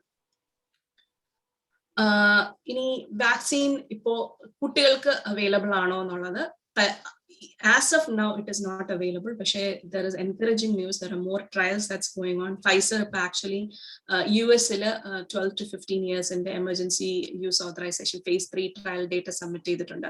അപ്പോൾ നമ്മുടെ ഹോപ്പ് എന്ന് പറഞ്ഞാൽ ഈ വർഷം അവസാനം ആവുന്നതിന് മുമ്പ് കുട്ടികൾക്ക് വാക്സിൻ ഉണ്ടാവും എന്നാണ് നമ്മുടെ പ്രതീക്ഷ. ഇപ്പം ഫൈസർ അത് 16 വയസ്സ് അതിൽ കൂടുതലുള്ളവർക്ക്, മൊഡേണ ആണെങ്കിൽ മൊഡേണ ഇപ്പോൾ ഓൾറെഡി അവൈലബിൾ ആണ് 18 ഇയേഴ്സിൽ കൂടുതലുള്ളവർക്ക്. അപ്പം ആസ് യങ് ആസ് 12 to 15 ഉള്ളവരെ ട്രയൽ എപ്പോഴും പോയിക്കൊണ്ടിരിക്കുകയാണ്. ആസ് ഐ മെൻഷൻ ഫൈസറിന്റെ അപ്രൂവൽ ഒരുപക്ഷെ ഉടനെ ആയേക്കും. അതുപോലെ തന്നെ മറ്റ് വാക്സിൻ മാനുഫാക്ചറേഴ്സും phase 3 ഫേസിൽ എത്തിയവരുണ്ട്. അപ്പം ഉടനെ തന്നെ ഇത് അവൈലബിൾ ആവുമെന്ന് തന്നെയാണ് പ്രതീക്ഷ. ഇനി after I get vaccinated, I don't have to wear a mask or keep my social distance anymore. അതൊരു മിത്താണ്. എന്താ നമ്മള് പലരും വിചാരിക്കും ഓക്കെ ഞാൻ വാക്സിൻ എടുത്തു ഇനി അതിനെ കുറിച്ച് ഞാൻ വറിയേണ്ട ആവശ്യമില്ല. That is not true. As doctor Joshi mentioned earlier, നമുക്ക് മിക്കവാറും നമുക്ക് അവൈലബിൾ ആയിട്ടുള്ള വാക്സിൻസ് ഈ 2 ഡോസ് വാക്സിൻ ആണ്. So it takes a couple of weeks to get the best possible immunity. അതുമല്ല ഇമ്മീഡിയറ്റ്ലി ഞാൻ അങ്ങോട്ട് പുറത്തിറങ്ങുമ്പോഴത്തേക്കും എനിക്ക് എന്താ ഈ സൂപ്പർ ഹീറോ പോലെ ഷീൽഡ് പ്രൊട്ടക്ഷൻ ഒന്നും കിട്ടുന്നില്ല. It takes at least a week to 10 days for your body to begin developing antibodies. അപ്പൊ അതിനിടയ്ക്ക് നമുക്ക് ഇൻഫെക്ഷൻ ഈ മാസ്ക് ഇട്ടില്ല, സോഷ്യൽ ഡിസ്റ്റൻസ് മെയിൻറ്റെയിൻ ചെയ്തില്ല എന്നുണ്ടെങ്കിൽ വളരെ ഈസി ആയിട്ട് നമുക്ക് ഇൻഫെക്ഷൻ കിട്ടാവുന്നതേ ഉള്ളൂ. ഇനി COVID-19 vaccines were developed and tested for their ability to prevent severe illness and death from COVID-19. അപ്പം അതായത് നമുക്ക് റീഇൻഫെക്ഷൻ ഉണ്ടായേക്കാം നേരത്തെ ഞാൻ പറഞ്ഞതുപോലെ, പക്ഷെ സിവിയർ ഇൽനെസ്സും അതുമൂലം ഉണ്ടാകുന്ന മരണവും പ്രിവെന്റ് ചെയ്യുക എന്നുള്ളതാണ് വാക്സിൻ ചെയ്യുന്നത്. അപ്പൊ നമുക്ക് പിന്നെയും ഇൻഫെക്ഷൻ കിട്ടാൻ സാധ്യതയുണ്ട് if we don't maintain all these different things. നേരത്തെ ഞാൻ പറഞ്ഞതുപോലെ ഈ mRNA വാക്സിൻസിന്റെ ഒരുപാട് സ്റ്റഡി ഇപ്പൊ നമുക്ക് കൂടുതൽ ഡേറ്റ വരുന്നുണ്ട്. അപ്പം ഇത് ആക്ച്വലി എനിക്കൊന്ന് കഴിഞ്ഞ ആഴ്ച എന്തോ പുറത്തു വന്ന സ്റ്റഡിയാണ്, US ബേസ്ഡ് സ്റ്റഡിയാണ്. പക്ഷെ generally it should be applicable for the entire world. ഒരു 4000-ലധികം health care personnel, first responder, essential വർക്കേഴ്സിൽ വാക്സിൻ എടുത്തവരിൽ ടെസ്റ്റ് ചെയ്തതിൽ those who were fully vaccinated, അതായത് 2 ഡോസും കിട്ടിയതിൽ 90% less likely to get infected. അതായത് റീഇൻഫെക്ഷൻ കിട്ടാൻ വാക്സിനേഷൻ ഈ എടുത്ത ഈ പെർട്ടിക്കുലർ ഗ്രൂപ്പിൽ 90% ലെസ് ലൈക്ലി. അതായത് ഈ മനുഷ്യര് എല്ലാ ദിവസവും കോവിഡ് ഉള്ള ആൾക്കാരുമായിട്ട് നിരന്തരമായിട്ട് ഇടപഴകുന്ന ആൾക്കാരാണ്. അപ്പൊ ആ ഇൻഫെക്ഷൻ കിട്ടാൻ ഹൈ ചാൻസസ് ഉള്ള ആൾക്കാരിൽ പോലും it was 90% less likely. So if we are not interacting with on a normal basis with crowds അല്ലെങ്കിൽ COVID infections ഉള്ള areasൽ വർക്ക് ചെയ്യാത്ത ആൾക്കാരാണ് നമ്മൾ വാക്സിൻ എടുക്കുകയാണെങ്കിൽ will be doubly protected, like it's almost near 100% effective as per the data that's coming out. So make sure if vaccine is available to you, do consider taking it. Hopefully ഇന്നത്തെ സെഷനിൽ കുറച്ച് questions ഉണ്ടായിരുന്നത് mitigate ചെയ്യാൻ പറ്റിയ, doubts clear ചെയ്യാൻ പറ്റിയെന്ന് വിശ്വസിക്കുന്നു. So make sure you get vaccinated if the vaccine is available to you.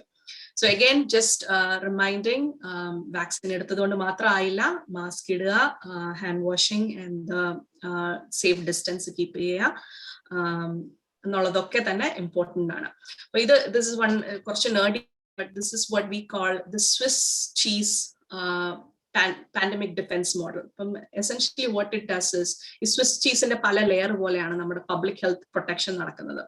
അതായത് നമുക്ക് കുറച്ച് പേഴ്സണൽ റെസ്പോൺസിബിലിറ്റീസ് ഉണ്ട്. ഈ മാസ്ക് വെക്കുക, സേഫ് ഡിസ്റ്റൻസ് ആവുക, ഇതൊക്കെ നമ്മൾ ചെയ്താലും കുറച്ച് ഒരു ഹോൾസ് ഉണ്ടാവും. അതിനകത്ത് നിന്ന് കുറച്ച് ഇൻഫെക്ഷൻ ഇങ്ങനെ വരാൻ സാധ്യതയുണ്ട്. അപ്പം അതിനെ പ്രൊട്ടക്ട് ചെയ്യാൻ കുറച്ചുകൂടെ ഹാൻഡ് വാഷ് ചെയ്യുക, കുറച്ചുകൂടെ ഹയർ ലെവൽ ഓഫ് റെസ്പോൺസിബിലിറ്റി നമുക്ക് കുറച്ച് എഫേർട്ട് എടുത്ത് ചെയ്യേണ്ടതാണ്. എപ്പോഴും ഇങ്ങനെ ഹാൻഡ് വാഷ് ചെയ്യാൻ ശ്രമിക്കുക, സാനിറ്റൈസ് ചെയ്യുക, മറച്ചു പിടിച്ച് കോഫ് ചെയ്യുക. ഇത് രണ്ടും ചെയ്താലും പിന്നെയും ഇൻഫെക്ഷൻ പോകാൻ സാധ്യതയുണ്ട്. അതുകൊണ്ടാണ് നമ്മൾ ക്രൗഡഡ് ആയിട്ടുള്ള സ്ഥലങ്ങളിൽ പോകുമ്പോൾ നമ്മുടെ ടൈം ലിമിറ്റ് ചെയ്യുക, അല്ലെങ്കിൽ വെന്റിലേഷൻ ഉള്ള പുവർ ആയിട്ടുള്ള സ്ഥലങ്ങളിൽ പോവാതിരിക്കുക എന്നുള്ളതൊക്കെ പറയുന്നത്. അപ്പൊ ഈ പല പല ലെയർ ഓഫ് പ്രൊട്ടക്ഷനിൽ കൂടെയും ചെറിയ ചെറിയ ഹോൾസ് ഉണ്ടാവും. അതുകൊണ്ടാണ് നമ്മൾ ഇതെല്ലാം ചെയ്തെങ്കിൽ മാത്രമേ നമുക്ക് മിനിമൈസ് ചെയ്യാൻ പറ്റത്തുള്ളൂ, റിസ്ക് ഓഫ് ട്രാൻസ്മിഷൻ ആയാലും റിസ്ക് ഓഫ് ഇൻഫെക്ഷൻ ആയാലും. So make sure that you do all of this, and if you get infected, God forbid, make sure that you quarantine yourself and isolate yourself so that you don't spread it around. അതോടൊപ്പം തന്നെ ഇപ്പോൾ vaccine available ആണെങ്കിൽ തീർച്ചയായിട്ടും അത് എടുക്കാൻ ശ്രമിക്കുക. If you are in the priority group, പ്രോവിൻസസിൽ അവരുടേതായ ഡിറ്റർമിനേഷൻ ഉണ്ടെന്ന് അറിയാം. അപ്പം if it's available to you, I think there is enough information on how to book and how to get the vaccine. So make sure that you get it. ഇനി കുറച്ച് resources എനിക്ക് health കാനഡയുടെ വെബ്സൈറ്റിൽ ഇത്രയും clear ആയിട്ടുള്ളത് ഞാൻ കണ്ടില്ല. അപ്പം these information is actually universal. നമ്മളിപ്പം വാക്സിനെ കുറിച്ച് അറിയണമെങ്കിൽ it's the same sort of process. അപ്പം I would recommend, if you want to know more about it, there are new studies that's coming out every single day. ഞാൻ work ചെയ്യുന്ന ടീമിൽ തന്നെ ഒരുപാട് പേര് ഇതിനെക്കുറിച്ചുള്ള ഡേറ്റ ഓൾമോസ്റ്റ് ഡെയിലി കളക്ട് ചെയ്യുന്നതാണ്. അപ്പം CDC COVID-19 vaccine websites, I would recommend if you want to know more about it and get more information about it. On that note, I will pause and I think we can take questions.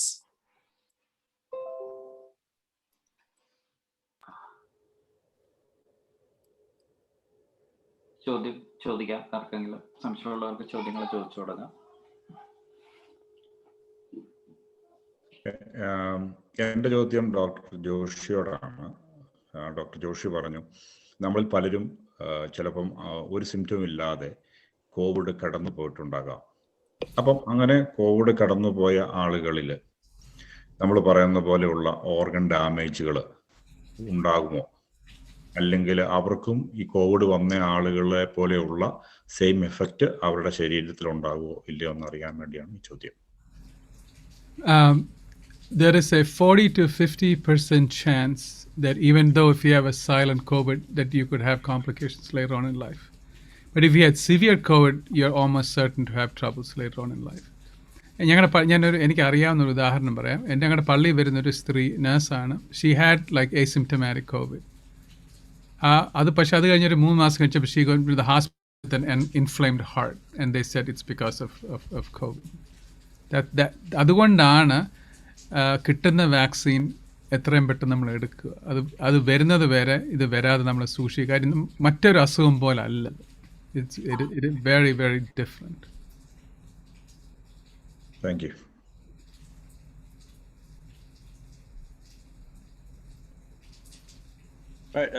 Good afternoon or good morning. My name is Renan. I'm actually joining in from Saudi.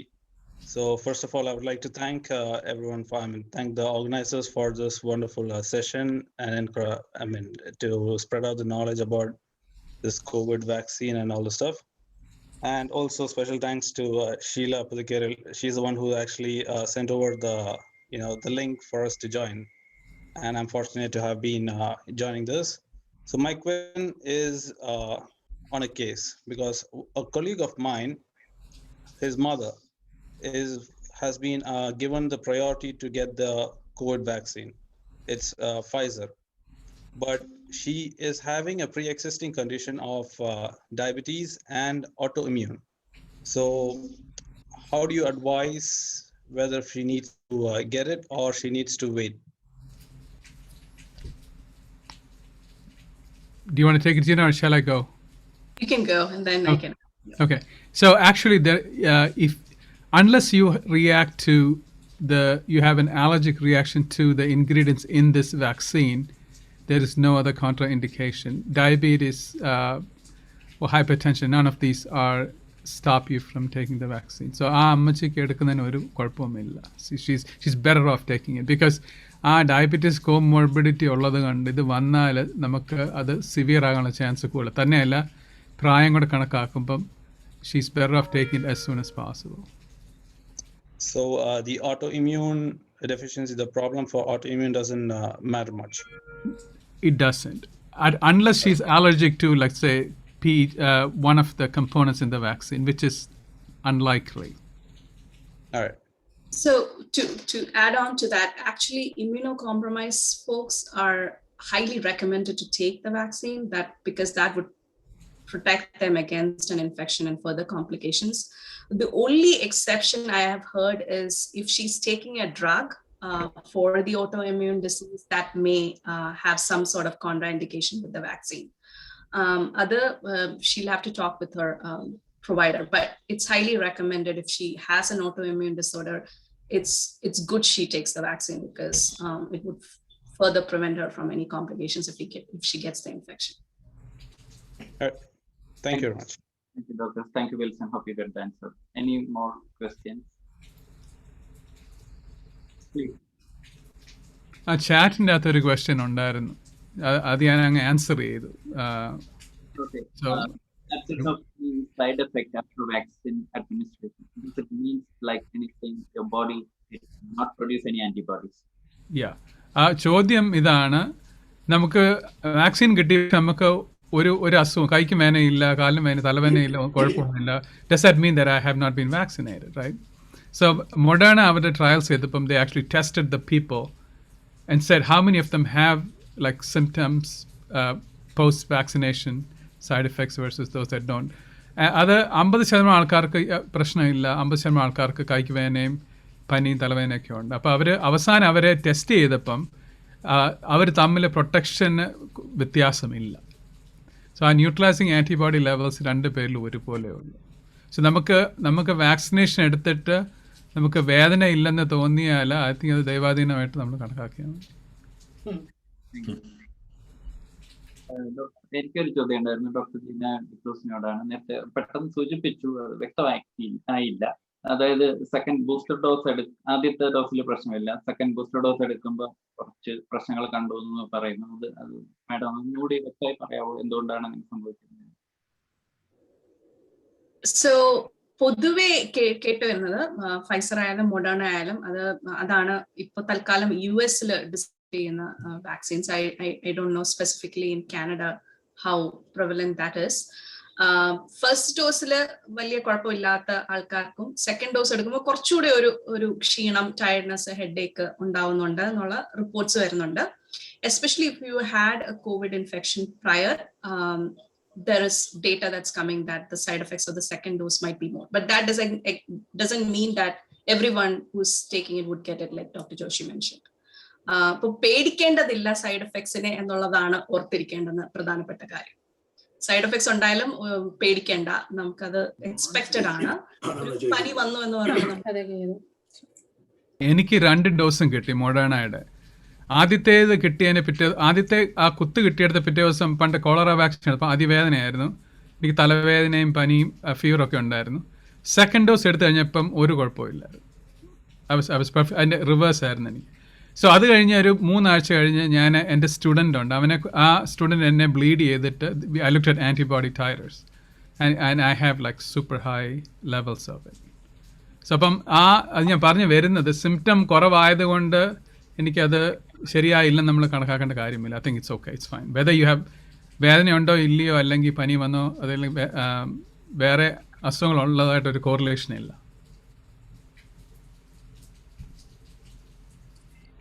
എനിക്കൊരു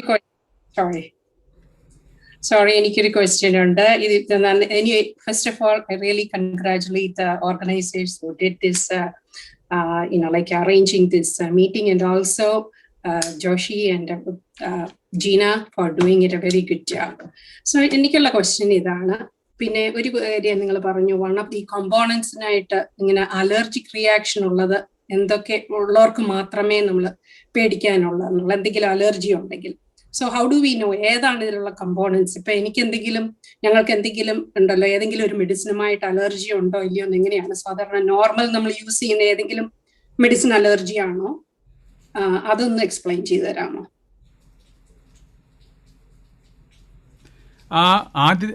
I'll just give a short one and Gina will give you the more expert answer. സാധാരണ food allergy, egg allergy, ഈ flu vaccine allergy അതൊന്നും ഇതിന് ബാധകമല്ല. ഇതിൻ്റെ അകത്ത് specific ആയിട്ടുള്ള components മാത്രമേ അലർജി ഉണ്ടെങ്കിലാണ് പ്രോബ്ലം. പക്ഷേ നമ്മൾ ഓർക്കേണ്ട കാര്യം, നമ്മൾ കുത്തിയിട്ട് നമ്മൾ നമ്മളോട് അരമണിക്കൂർ ഇരിക്കാൻ പറയാം, ഉടനെ വീട്ടിൽ വിടത്തില്ല. കാരണം if you have reaction they know exactly what needs to be done. So either way you're okay. It's very, very rare that you may have an allergy to it. Even if you have it, you have to stay on site so that they have the antidote to give it to you. Gina? It's not about the food allergy, any medicine, like normal medications, any allergy. None of them. ഈ mRNA vaccine പൊതിഞ്ഞു തരുന്നത്, there are some excipients and compounds that they use to enhance your innate immune system. അപ്പോൾ അതിനുള്ള അത് സാധാരണ വളരെ rare ആണ്. പക്ഷേ ഇനി അത് അഥവാ അതുണ്ടെങ്കിൽ തന്നെ നമ്മൾ അവിടെ അരമണിക്കൂർ ഇരുന്ന് കഴിയുമ്പം അവർക്ക് അറിയാം നമുക്ക് അലർജി ഉണ്ടോ ഇല്ലയോ. And then they can give you like an epi shot or something like that. അതെ, പ്രത്യേകിച്ച് I completely agree with that. പ്രത്യേകിച്ച് ഈ വാക്സിൻസിൽ അങ്ങനെ allergic reaction, especially anaphylaxis, shock ഒക്കെ ഉണ്ടാക്കുന്ന വളരെ അങ്ങനെ ഇൻഗ്രീഡിയൻസ് ഇല്ല എന്ന് തന്നെ പറയാം. ഐ ജസ്റ്റ് പോസ്റ്റഡ് ഒരു ലിങ്ക് ഞാൻ ഇട്ടിട്ടുണ്ട്. അപ്പൊ അതിനകത്ത് നോക്കുക, CDCയുടെ ലിങ്ക് ആണ്. അതിനകത്ത് ഒരു പെർട്ടിക്കുലർ സെക്ഷൻ ഉണ്ട്. ഈ ഇപ്പോൾ ഉള്ള വാക്സിൻസിലുള്ള ഇൻഗ്രീഡിയൻസ് ഞാൻ ഇട്ട ലിങ്കിലെ പേജിൽ താഴോട്ട് പോകുമ്പോൾ അതിനകത്ത് നമുക്ക് കാണാൻ പറ്റും. അതിനകത്ത് ഇൻഗ്രീഡിയൻസ് ലിസ്റ്റ് ചെയ്തിട്ടുണ്ട്. So you can look at it.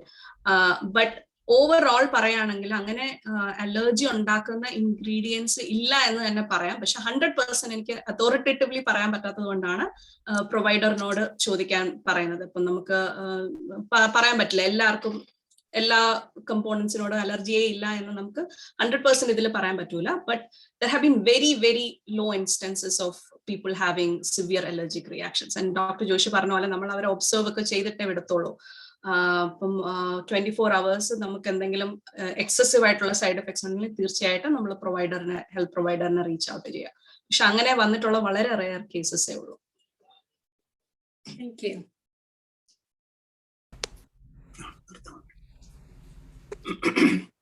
Hello, can you hear me? Yes. Okay. I'm Anna Joseph. I'm Sheila's friend. Sheila, great welcome speech, and thank you for Brampton Samajam. Thank you for organizing this very informative session.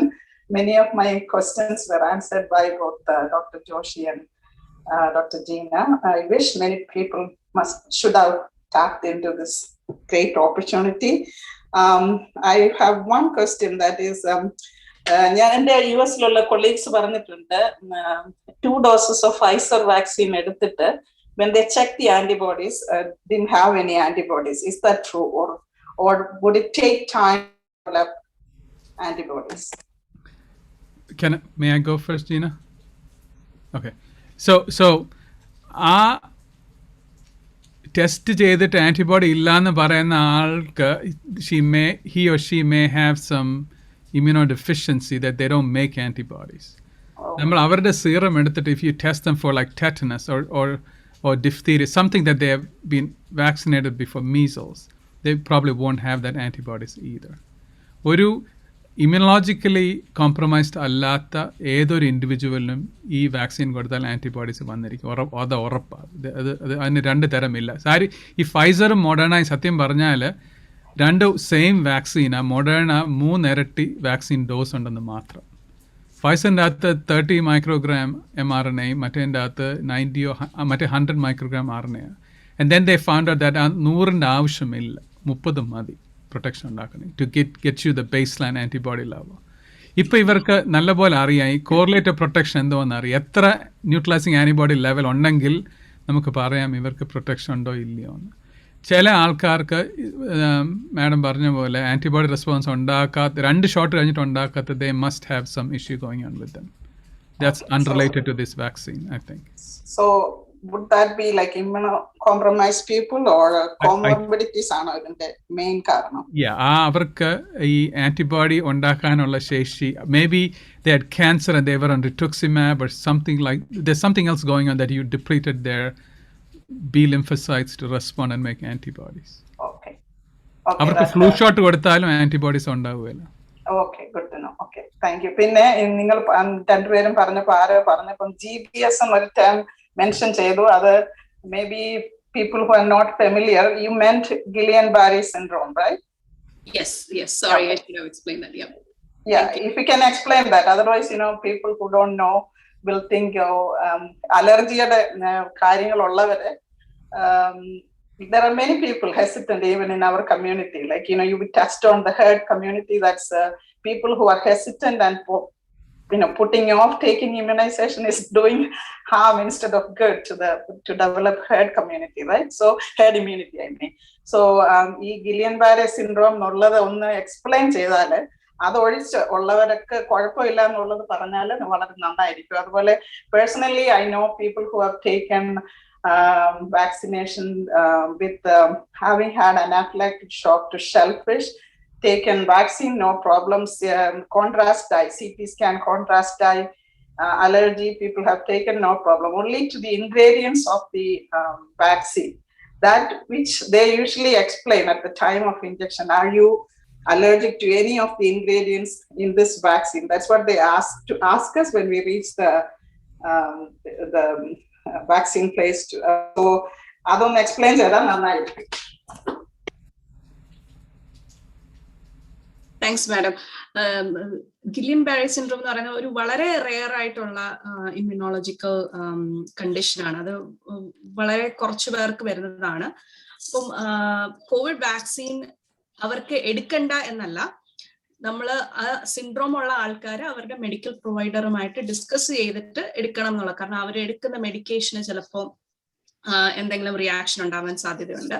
അത് മാത്രമാണ് അതിന്റെ ഒരു specific contra indication ആയിട്ടുള്ളത്. പക്ഷേ other than that, like doctor Joshi mention and madam mention ചെയ്തതുപോലെ allergic reaction വളരെ വളരെ കുറവാണ് വാക്സിൻ എടുത്ത ആൾക്കാർക്കിടയിൽ. അപ്പം നമ്മൾ സാധാരണഗതിയിലുള്ള ചെറിയ ഈ shellfish, egg allergy, pollen allergy, dust allergy, അങ്ങനെ ഉള്ളതിനെ കുറിച്ച് നമ്മൾ അങ്ങനെ അലർജി ഉള്ളവർ ഇത് എടുക്കാൻ യാതൊരു വിധത്തിലും ഭയപ്പെടേണ്ടതില്ല എന്നുള്ളതാണ് കാര്യം.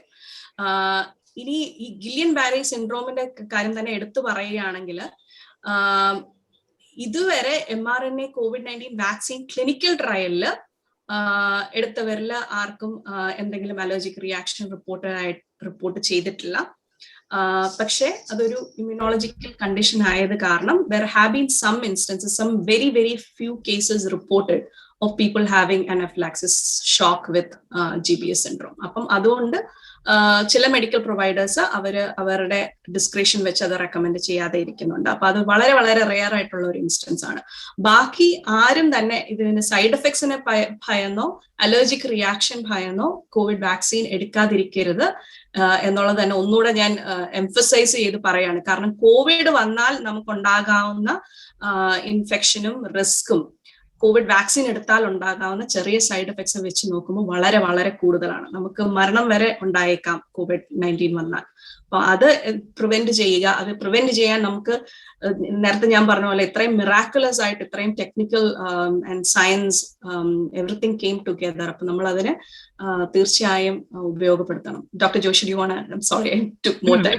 നോ, ദാറ്റ്സ് ഈ Guillain-Barré സിൻഡ്രോം എന്ന് പറയുന്നത് നമ്മുടെ ഈ നെർവ് സെൽ എന്ന് പറയുന്നത് അതിൻ്റെ ഒരു ആക്സോൺ ഉണ്ട്. അത് ഈ നമ്മുടെ ഇലക്ട്രിക്കൽ വയർ പോലെ, അകത്ത് വയറും പുറത്ത് ഇൻസുലേഷനും. ഈ Guillain-Barré സിൻഡ്രോം എന്ന് പറയുമ്പോൾ ആ ഇൻസുലേഷനെ നമ്മുടെ ഇമ്മ്യൂൺ സെൽസ് പോയി അതിനെ കാർന്ന് തിന്നും. ആ ഇൻസുലേഷൻ പോയി കഴിയുമ്പോൾ I think it gets cross wide and then you have this temporary paralysis.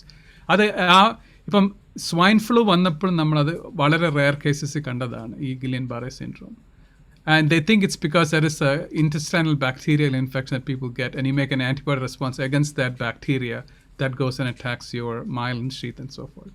So ഈ Guillain-Barré നമ്മൾ ഇത് കേൾക്കുമ്പം നമുക്കത് ഇപ്പോൾ പ്ലെയിൻ ക്രാഷ് പോലെ നമ്മൾ എപ്പോഴും പ്ലെയിനെ കയറും അല്ലേ, 1000 millions ഓഫ് പ്ലെയിന് പോകും, പക്ഷേ ആ ക്രാഷ് ചെയ്യുന്ന ഒന്നേ നമ്മൾ കേൾക്കത്തുള്ളൂ എന്ന് പറയുന്ന പോലെ ഈ സൈഡ് എഫക്ട്സിൻ്റെ കാര്യം. നമ്മളത് കേട്ടിട്ട് നമ്മൾ എവിടെ ഒന്ന് ക്രാഷ് നമ്മളത് പ്ലെയിനെ കയറി നാട്ടിൽ പോയിരിക്കുന്നില്ല എന്ന് പറയുന്ന പോലെയുള്ളൂ. യു ഹാവ് ടു ആ റിസ്ക് നമുക്ക് കമ്പയർ ചെയ്യുമ്പം ഇത് വന്നിട്ട് ജീവിതകാലം മുഴുവൻ നമ്മുടെ കൊച്ചുമക്കളുടെ കല്യാണം കാണാൻ പറ്റാതെ നമുക്ക് നടക്കാൻ പറ്റാതെ ഇതിനേക്കാളും നല്ലത് ഈ take the shot and then move forward.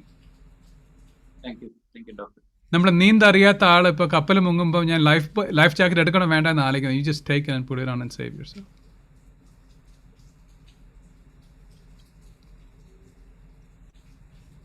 Can I ask one question? Dr. Joshi, and Gina, thank you for your information. ഈ ഫസ്റ്റ് ഡോസ് എടുത്തു കഴിഞ്ഞിട്ട് ഇപ്പോൾ കാനഡയിൽ അഡ്വൈസ് ചെയ്യുന്നത് 3 to 4 months മിനിമം അതാണ് അഡ്വൈസ് ചെയ്യുന്നത് for the second dose. So നിങ്ങൾ രണ്ടുപേരും പറഞ്ഞത് after the first dose in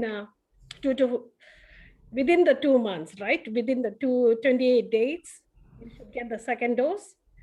So അതിന്റെ potency-ക്കോ അതിന്റെ efficiency-ക്കോ എന്തെങ്കിലും, I mean, because it's delaying the second dose, is it affecting? So may I go first, Gina? Okay. So this is the scenario. നമുക്ക് 10 പിള്ളേരുണ്ട്. Okay, നമുക്ക് ഒരു പിസ്സയേ ഉള്ളൂ. നമുക്കത് ഒരു കൊച്ചിനെ ഫുള്ള് കഴിപ്പിച്ചിട്ട് ബാക്കി 9 പേര് കഷ്ടപ്പെടണോ അതോ എല്ലാവർക്കും ഓരോ കൊച്ച് കഷ്ടം വെച്ചു? That's the decision, right? If you had enough you'd give enough to everybody. So ഇന്ന് പറയുമ്പോൾ ഈ വാക്സിൻ നമ്മൾ എല്ലാവർക്കും ഒരു ഡോസ് കൊടുത്തിട്ട് പാർഷ്യൽ പ്രൊട്ടക്ഷൻ ഉള്ളതാണ്. 2 പേർക്ക് മാത്രം ഫുള്ള് കൊടുത്തിട്ട് ബാക്കി 8 പേരെ സസെപ്റ്റബിൾ ആക്കുക. അത് ഒന്നാമത്. ഓക്കെ, രണ്ടാമത് ഈ ഒരു ഡോസ് കഴിഞ്ഞിട്ട് you can actually boost the ഇച്ചിരി നമുക്ക് കാലാവധി ഉണ്ട്. ആ കറക്റ്റ് 1 മാസം വേണമെന്നില്ല. You can actually go out a little bit. 2 മാസം 3 മാസം പോയാലും കുഴപ്പമില്ല. So what happens is you immunize ചെയ്യുമ്പോൾ you make what's called memory cells, right? അതിങ്ങനെ ക്വസ്റ്റൻ ആയിരിക്കും. പിന്നെ when you give the second shot it just comes up with a big dose. ആ memory induction എന്ന് പറയുന്നത് ആ ഒരാഴ്ച കൊണ്ട് ഉണ്ടാവും. അതിപ്പോൾ 2 ആഴ്ചയായാലും 3 ആഴ്ചയായാലും 3 മാസമായാലും it does not go anywhere. So when you boost it again you activate that. So you are okay. So ഈ കാനഡയിൽ ഇപ്പം വാക്സിൻ ഷോർട്ടേജ് വരുമ്പോഴാണ് ഇപ്പം യു കെയിൽ അത് ചെയ്യുന്നുണ്ട്. അത് അവരെ മൂവ് ചെയ്യും അത്. പക്ഷേങ്കിൽ ഇവർ ക്ലിനിക്കൽ ട്രയൽ ചെയ്യുമ്പം പെട്ടെന്ന് ഇറക്കേണ്ടതുകൊണ്ട് they just look at the minimal time that's required to make a booster shot and they just go after it. Gina, did I miss anything? No, that was perfect. I don't have anything to add. ഒരു question chat lo വന്നിട്ടുണ്ടായിരുന്നു. എന്തെങ്കിലും precaution എടുക്കണോ, like staying off alcohol, smoking, avoiding any food or activities? Staying off alcohol before vaccination and after vaccination is a good idea. Yes. അല്ലാതെ വേറെ നേരത്തെ ഞാൻ എനിക്കൊന്ന് സ്ലൈഡിൽ പറഞ്ഞു, നമുക്ക് ഇൻഫെക്ഷൻ വന്നിട്ടുണ്ടോ ഇല്ലയോ എന്നുള്ളത് നോക്കണം. 14 ദിവസം മുമ്പ് ഇൻഫെക്ഷൻ വന്നിട്ടുണ്ടോ ഇല്ലയോ എന്നുള്ളത്. വേറെ വാക്സിൻ 14 ദിവസം മുമ്പ് എടുത്തിട്ടുണ്ടോ ഇല്ലയോ എന്നുള്ളത് നോക്കണം. അല്ലാതെ അങ്ങനെ ആക്ടിവിറ്റീസ് നമ്മൾ സാധാരണ പോയി ഒരു വാക്സിൻ എടുക്കുന്നത് പോലെ ഉള്ളൂ. ഇതിനെ പേടിക്കേണ്ട യാതൊരു ആവശ്യമില്ല. നമ്മൾ സാധാരണ ജീവിതത്തിൽ എടുക്കുന്ന ഒരു കാര്യമായിട്ട് മാത്രം ട്രീറ്റ് ചെയ്യുക. നേരത്തെ പറഞ്ഞ പോലെ വളരെ സൈഡ് എഫക്ട്സിന്റെ കാര്യം ഞാൻ മെൻഷൻ ചെയ്തു എങ്കിൽ പോലും നമുക്ക് ബെയർ ചെയ്യാവുന്ന സൈഡ് എഫക്ട്സ് മാത്രമേ ഉള്ളൂ. ഞാനും എന്റെ ഫാമിലിയിലും എല്ലാവരും തന്നെ 2 ഡോസ് എടുത്തു. ഞങ്ങൾക്ക് ആർക്കും തന്നെ വലിയ പ്രശ്നങ്ങളൊന്നും ഉണ്ടായിരുന്നില്ല. അപ്പം ഒരു recommendation, if you have that flexibility, may be take it Friday or something, so you can rest on the weekend. That's all. അതിന്റെ കൂടെ ഒരു കാര്യം, നമ്മൾ സിഗരറ്റ് വലിക്കുമ്പം ഞാൻ മുമ്പേ പറയും ACE2 റിസപ്റ്ററിൽ കൂടാണ് ഈ വീടിൻ്റെ കതക് പോലെ അതിൽ കൂടാണ് വൈറസ് കയറുന്നത്. സിഗരറ്റ് വലിക്കുമ്പോൾ നമ്മൾ ACE2 റിസപ്റ്റർ എക്സ്പ്രഷൻ ഇൻക്രീസ്ഡ് ആണ്. ഇപ്പം പുക വലിക്കുന്ന ആൾക്കാർക്ക് ഈ അസുഖം കിട്ടാൻ ഇച്ചിരി വളരെ എളുപ്പമാണ്. നമ്മൾ ഈ കോളേജ് വിടുമ്പോൾ നിർത്തേണ്ട പല കാര്യങ്ങളിൽ ഒന്നാണ് പുകവലിയും മദ്യപാനം. I think it's good that you stop and move on with your life.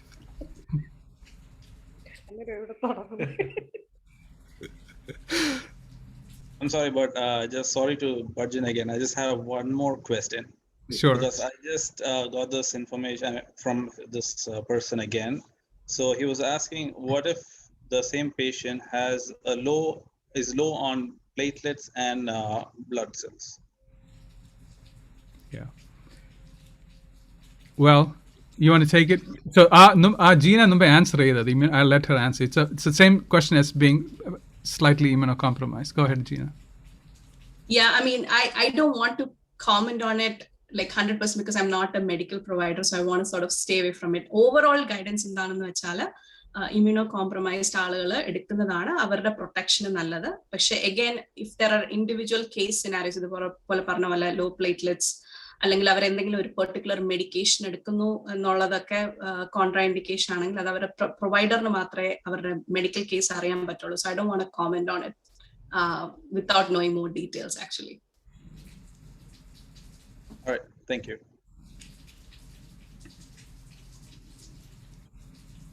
Comment on ചോദിച്ചിട്ടുണ്ട്, question ഉണ്ട്. Can you comment on AstraZeneca vaccination controversy doubts പലരും സംശയം പ്രകടിപ്പിക്കുന്നുണ്ട് ആസ്ട്രാസെനക്ക കൊള്ളാവോ ഇല്ലയോ എന്നുള്ള അതിനെക്കുറിച്ച് എന്തെങ്കിലും പറയാനുണ്ടോ ഡോക്ടർമാർ?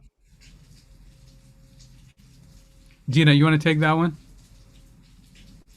I can start with it. And so again, Dr. Joshi, he's the master of analogy. So I don't know if I can top that. നേരത്തെ പറഞ്ഞ പോലെ നമ്മൾ പ്ലെയിൻ ക്രാഷ് ഉണ്ടാവുന്നുണ്ട് പറഞ്ഞാൽ നമ്മൾ പ്ലെയിനിൽ കയറാതിരിക്കുന്നില്ല എന്ന് പറഞ്ഞ പോലെ there is data that shows very, very rare instance of AstraZeneca causing clots only when those people had some other pre-existing condition. അപ്പം വേറെ എന്തോ ഒരു കാരണം കൊണ്ടുകൂടി ആയിരിക്കാം ആ ക്ലോട്ട് ഉണ്ടായത്. അപ്പം നമ്മൾ പബ്ലിക് ഹെൽത്തിലായാലും സയൻസിലായാലും ജനറലി പറയുന്ന ഒരു കാര്യമുണ്ട്, കോറിലേഷൻ ഡസന്റ് ഈക്വൽ കോസേഷൻ. അതെന്താന്ന് വെച്ചാൽ നമ്മൾ ഡേറ്റ നോക്കുമ്പം ഇത്രയും പേര് ഐസ്ക്രീം മേടിച്ചു, അത് കൂടുതൽ പേര് ഐസ്ക്രീം മേടിച്ചു, അതുകൊണ്ടാണ് ആ ഐസ്ക്രീം മേടിച്ചതുപോലെ തന്നെ ഒരു നമ്മളെ കൊതുകടി കൂടുന്നു. അപ്പം ഐസ്ക്രീം കൂടുതൽ ആൾക്കാർ മേടിക്കും തോറും കൊതുകടി കൂടുന്നു എന്ന് നമുക്ക് കോസൽ റിലേഷൻഷിപ്പ് എസ്റ്റാബ്ലിഷ് ചെയ്യാൻ പറ്റത്തില്ല. അപ്പം അതുപോലെ തന്നെയാണ് ഇത്. ആസ്ട്രസെനക്ക ഷോട്ട് എടുത്തത് കൊണ്ട് കുറച്ചു പേരിൽ ക്ലോട്ട് ഉണ്ടായി, അതാണ് അതിന്റെ കോസ് എന്ന് നമുക്ക് എസ്റ്റാബ്ലിഷ് ചെയ്യാൻ പറ്റത്തില്ല. അതുപോലെ തന്നെ ആ വന്ന ആൾക്കാരിലുള്ള സ്റ്റഡീസ് നോക്കുകയാണെങ്കിൽ അവർക്ക് എല്ലാവർക്കും തന്നെ പ്രീ എക്സിസ്റ്റിംഗ് കണ്ടീഷൻസ്, വേറെ കണ്ടീഷൻസ് ഉണ്ടായിരുന്നു എന്നുള്ളത് എസ്റ്റാബ്ലിഷ്ഡ് ആണ്. UK-ലാണെങ്കിലും വേറെ ഈ ബാൻ ചെയ്തു എന്ന് പറയുന്ന കൺട്രീസിലാണെങ്കിൽ തന്നെ അവർക്കത് അങ്ങോട്ട് സേഫ് ആയിട്ട് എസ്റ്റാബ്ലിഷ് ചെയ്യാൻ പറ്റിയിട്ടില്ല. ഈ സംഭവം കാരണമാണ് ക്ലോട്ട് ഉണ്ടായത് എന്നുള്ളത്.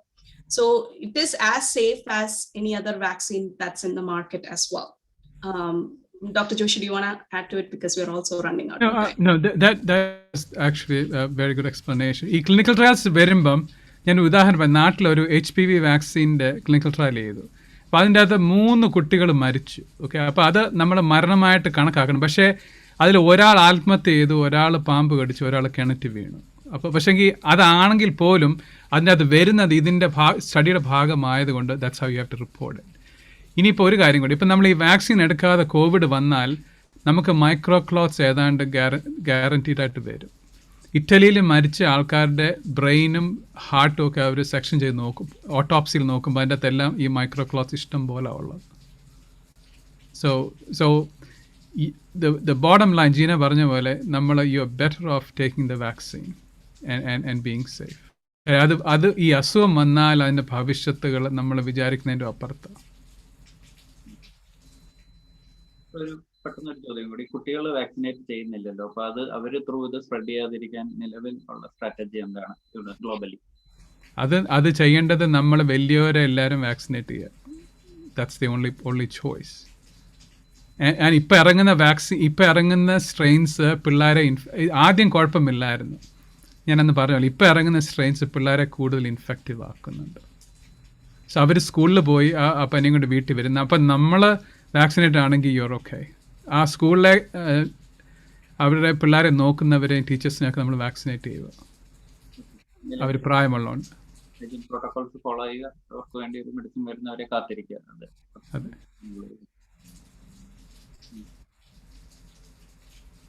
Any other questions?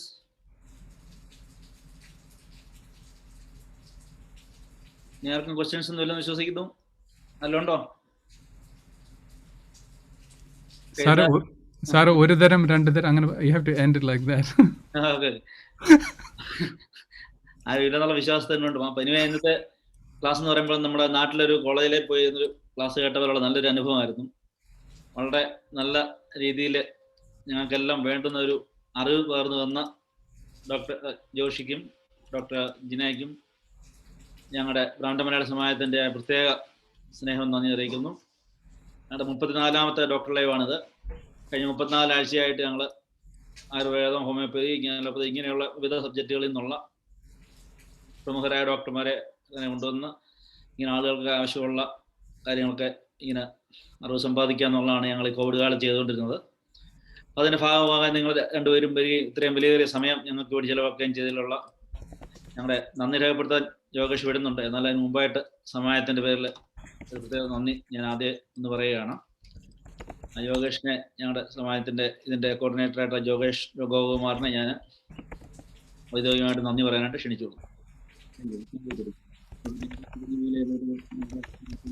സമാജത്തിൻ്റെ ഒരു സൗണ്ട് കേൾക്കുന്നില്ല. കേൾക്കാവോ? ക്ലിയർ ആണോ? Okay okay. ഓക്കെ. അദ്ദേഹം സൂചിപ്പിച്ചതുപോലെ ഇത് 34ാമത് ഡോക്ടർ ലൈവ് പ്രോഗ്രാമാണ്. അപ്പോൾ ഇതില് ധാരാളം പേര് ഇതിനു മുമ്പ് പങ്കെടുത്തിരുന്ന ഡോക്ടേഴ്സ് പലരും വന്ന് പല അറിവുകൾ നമുക്ക് കൈമാറി. കോവിഡ് കാലത്ത് പൊതുവെ എല്ലാവർക്കും ഒരുപാട് ആശങ്കകളുണ്ട്. അപ്പോൾ ഇതിന്റെ അവസാനം ചോദിക്കാം എന്ന് വിചാരിച്ചിരുന്ന ചോദ്യങ്ങളെല്ലാം അവര് ഡോക്ടേഴ്സ് രണ്ടുപേരും വളരെ വ്യക്തമായി ഭംഗിയായി തമാശ രൂപേണയും അറിവ് നൽകുന്ന രൂപേണയും പറഞ്ഞു തീർത്തിട്ടുണ്ട്. അപ്പോൾ ഈ അവസരത്തിൽ ഞങ്ങളോട് ഒത്തുചേർന്ന ഡോക്ടർ ജോഷി ജേക്കബിനും ഡോക്ടർ ജീന ഡിക്രൂസിനും നന്ദി പറയുന്നു. ഡോക്ടർ ജോഷിയുടെ തമാശ രൂപത്തിലുള്ള മറുപടികൾ ഒരിക്കലും കേട്ടവർ മറക്കില്ല. ഉദാഹരണങ്ങൾ അത്രയും സ്ട്രൈക്കിംഗ് ആയിരുന്നു. അദ്ദേഹം പറഞ്ഞു തന്ന ഓരോ ഉദാഹരണങ്ങളും അത്രയും കോംപ്ലിക്കേറ്റഡ് ആയ ഒരു വിഷയമാണ്. അത് വളരെ രസകരമായി ഈ ചുരുങ്ങിയ സമയത്തിനുള്ളിൽ അവതരിപ്പിച്ച അദ്ദേഹത്തോടും ഡോക്ടർ ജീന മാഡത്തോടും വളരെ നന്ദി പറയുന്നു. ഞങ്ങളുടെ ഗസ്റ്റായി എത്തിയ ജോജി തോമസ്, അദ്ദേഹത്തിനോടും അദ്ദേഹം തരുന്ന പിന്തുണ എല്ലാത്തിനും നന്ദി പറയുകയാണ്.